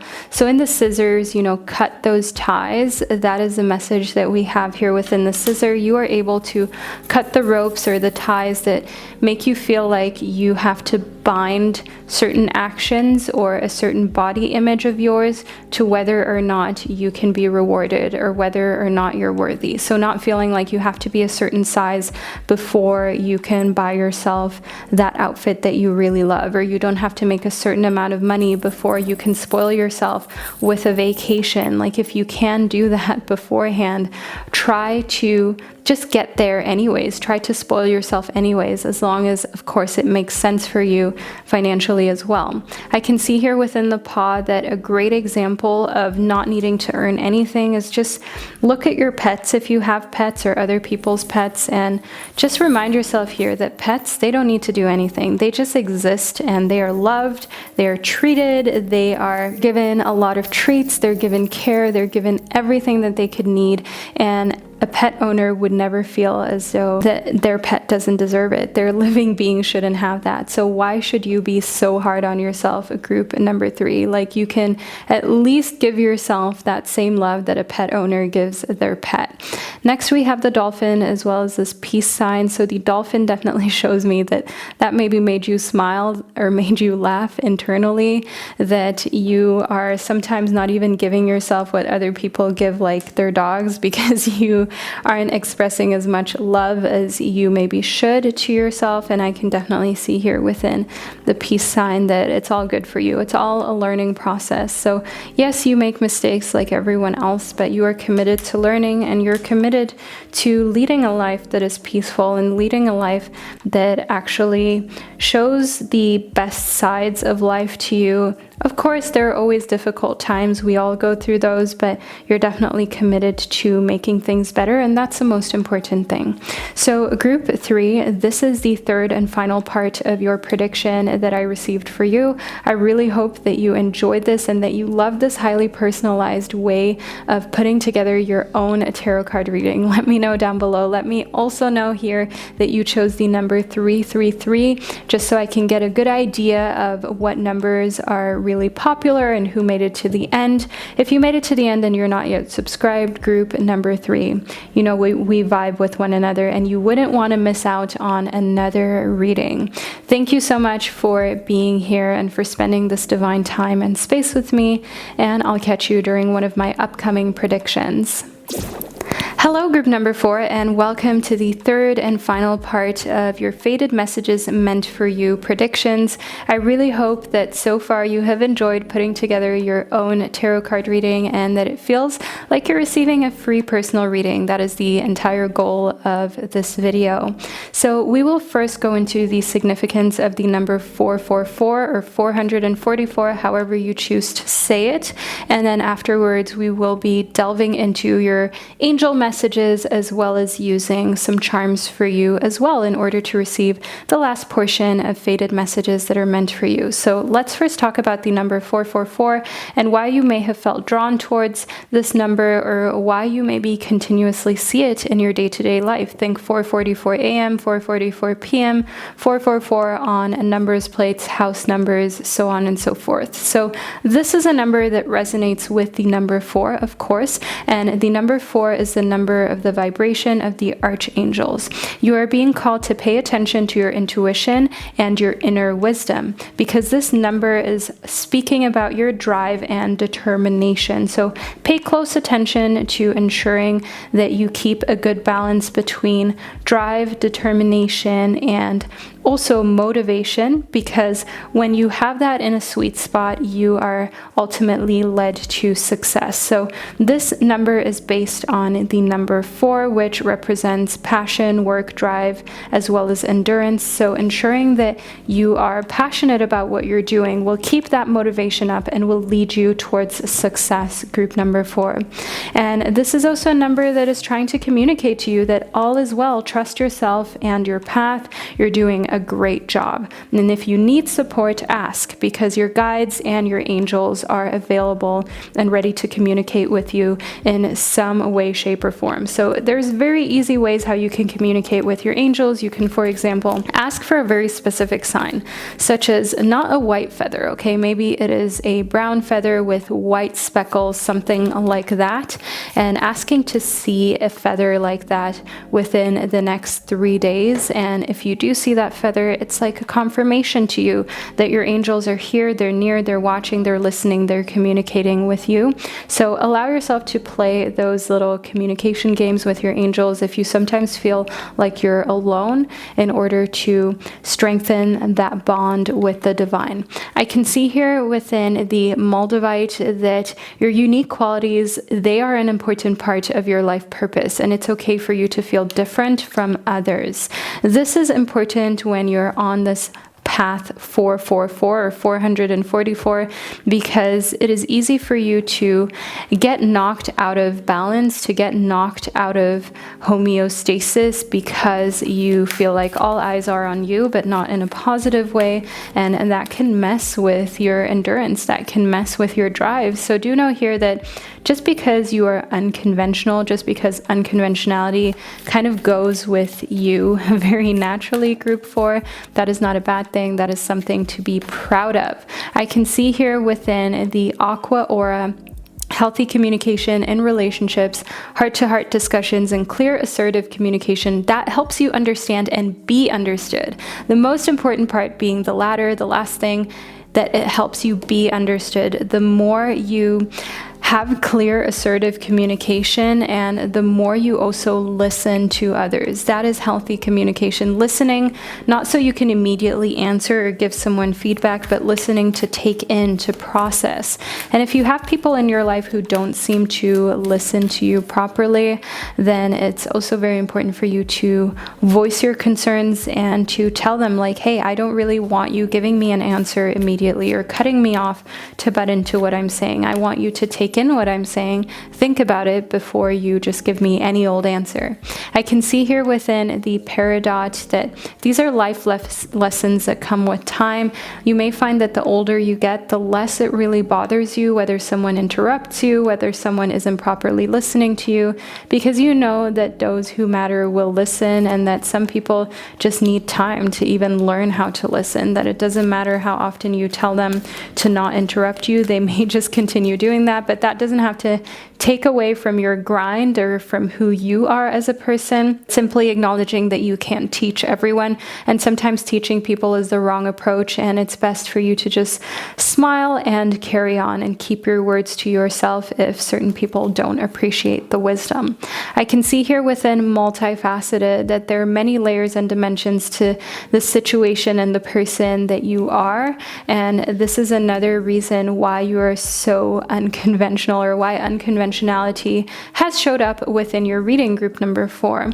Because you have so many different layers, like a layer that maybe loves anime, a layer, oh, speaking of anime, you will love a project that I'm going to be publishing about 3 weeks from actually posting and publishing this video, so stay tuned for that. I haven't even mentioned it anywhere, so if you've made it to the 4th group, you're the first one to know of this, but you're gonna love it, group number 4, so stay tuned.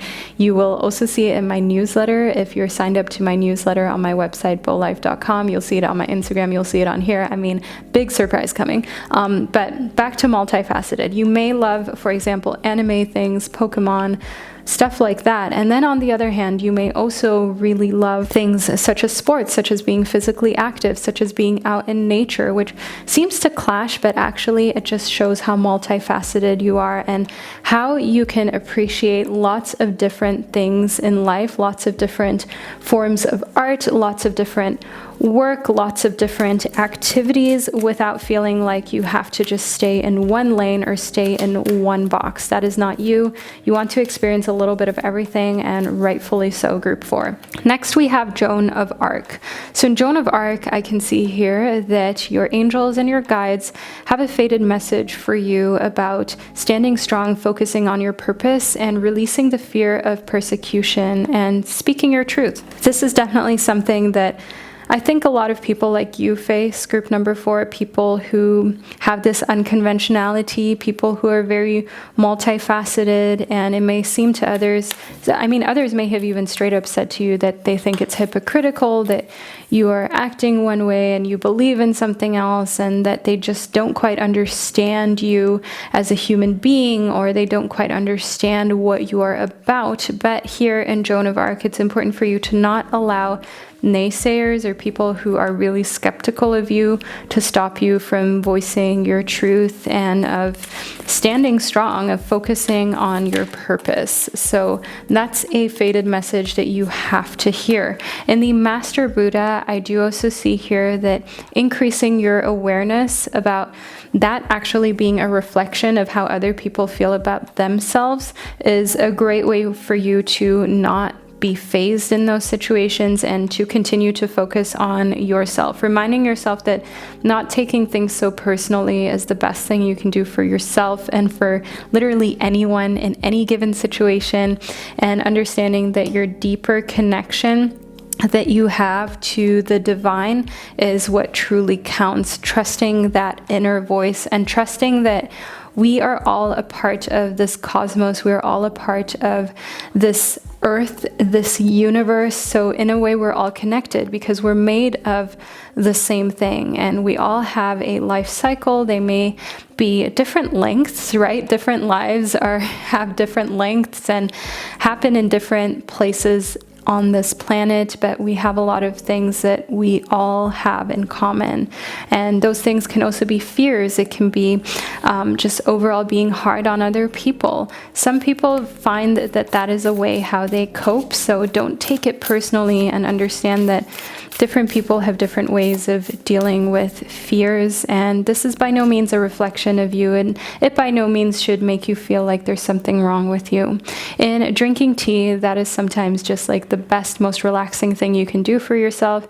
And group 4, you know what I would recommend? To buy yourself some really high-end, beautiful tea, to get some nice loose leaf tea sets that you can prepare tea with. Make it a whole ceremony. Bring in that main character vibe into your own personal tea ceremony. Invite friends, do it alone.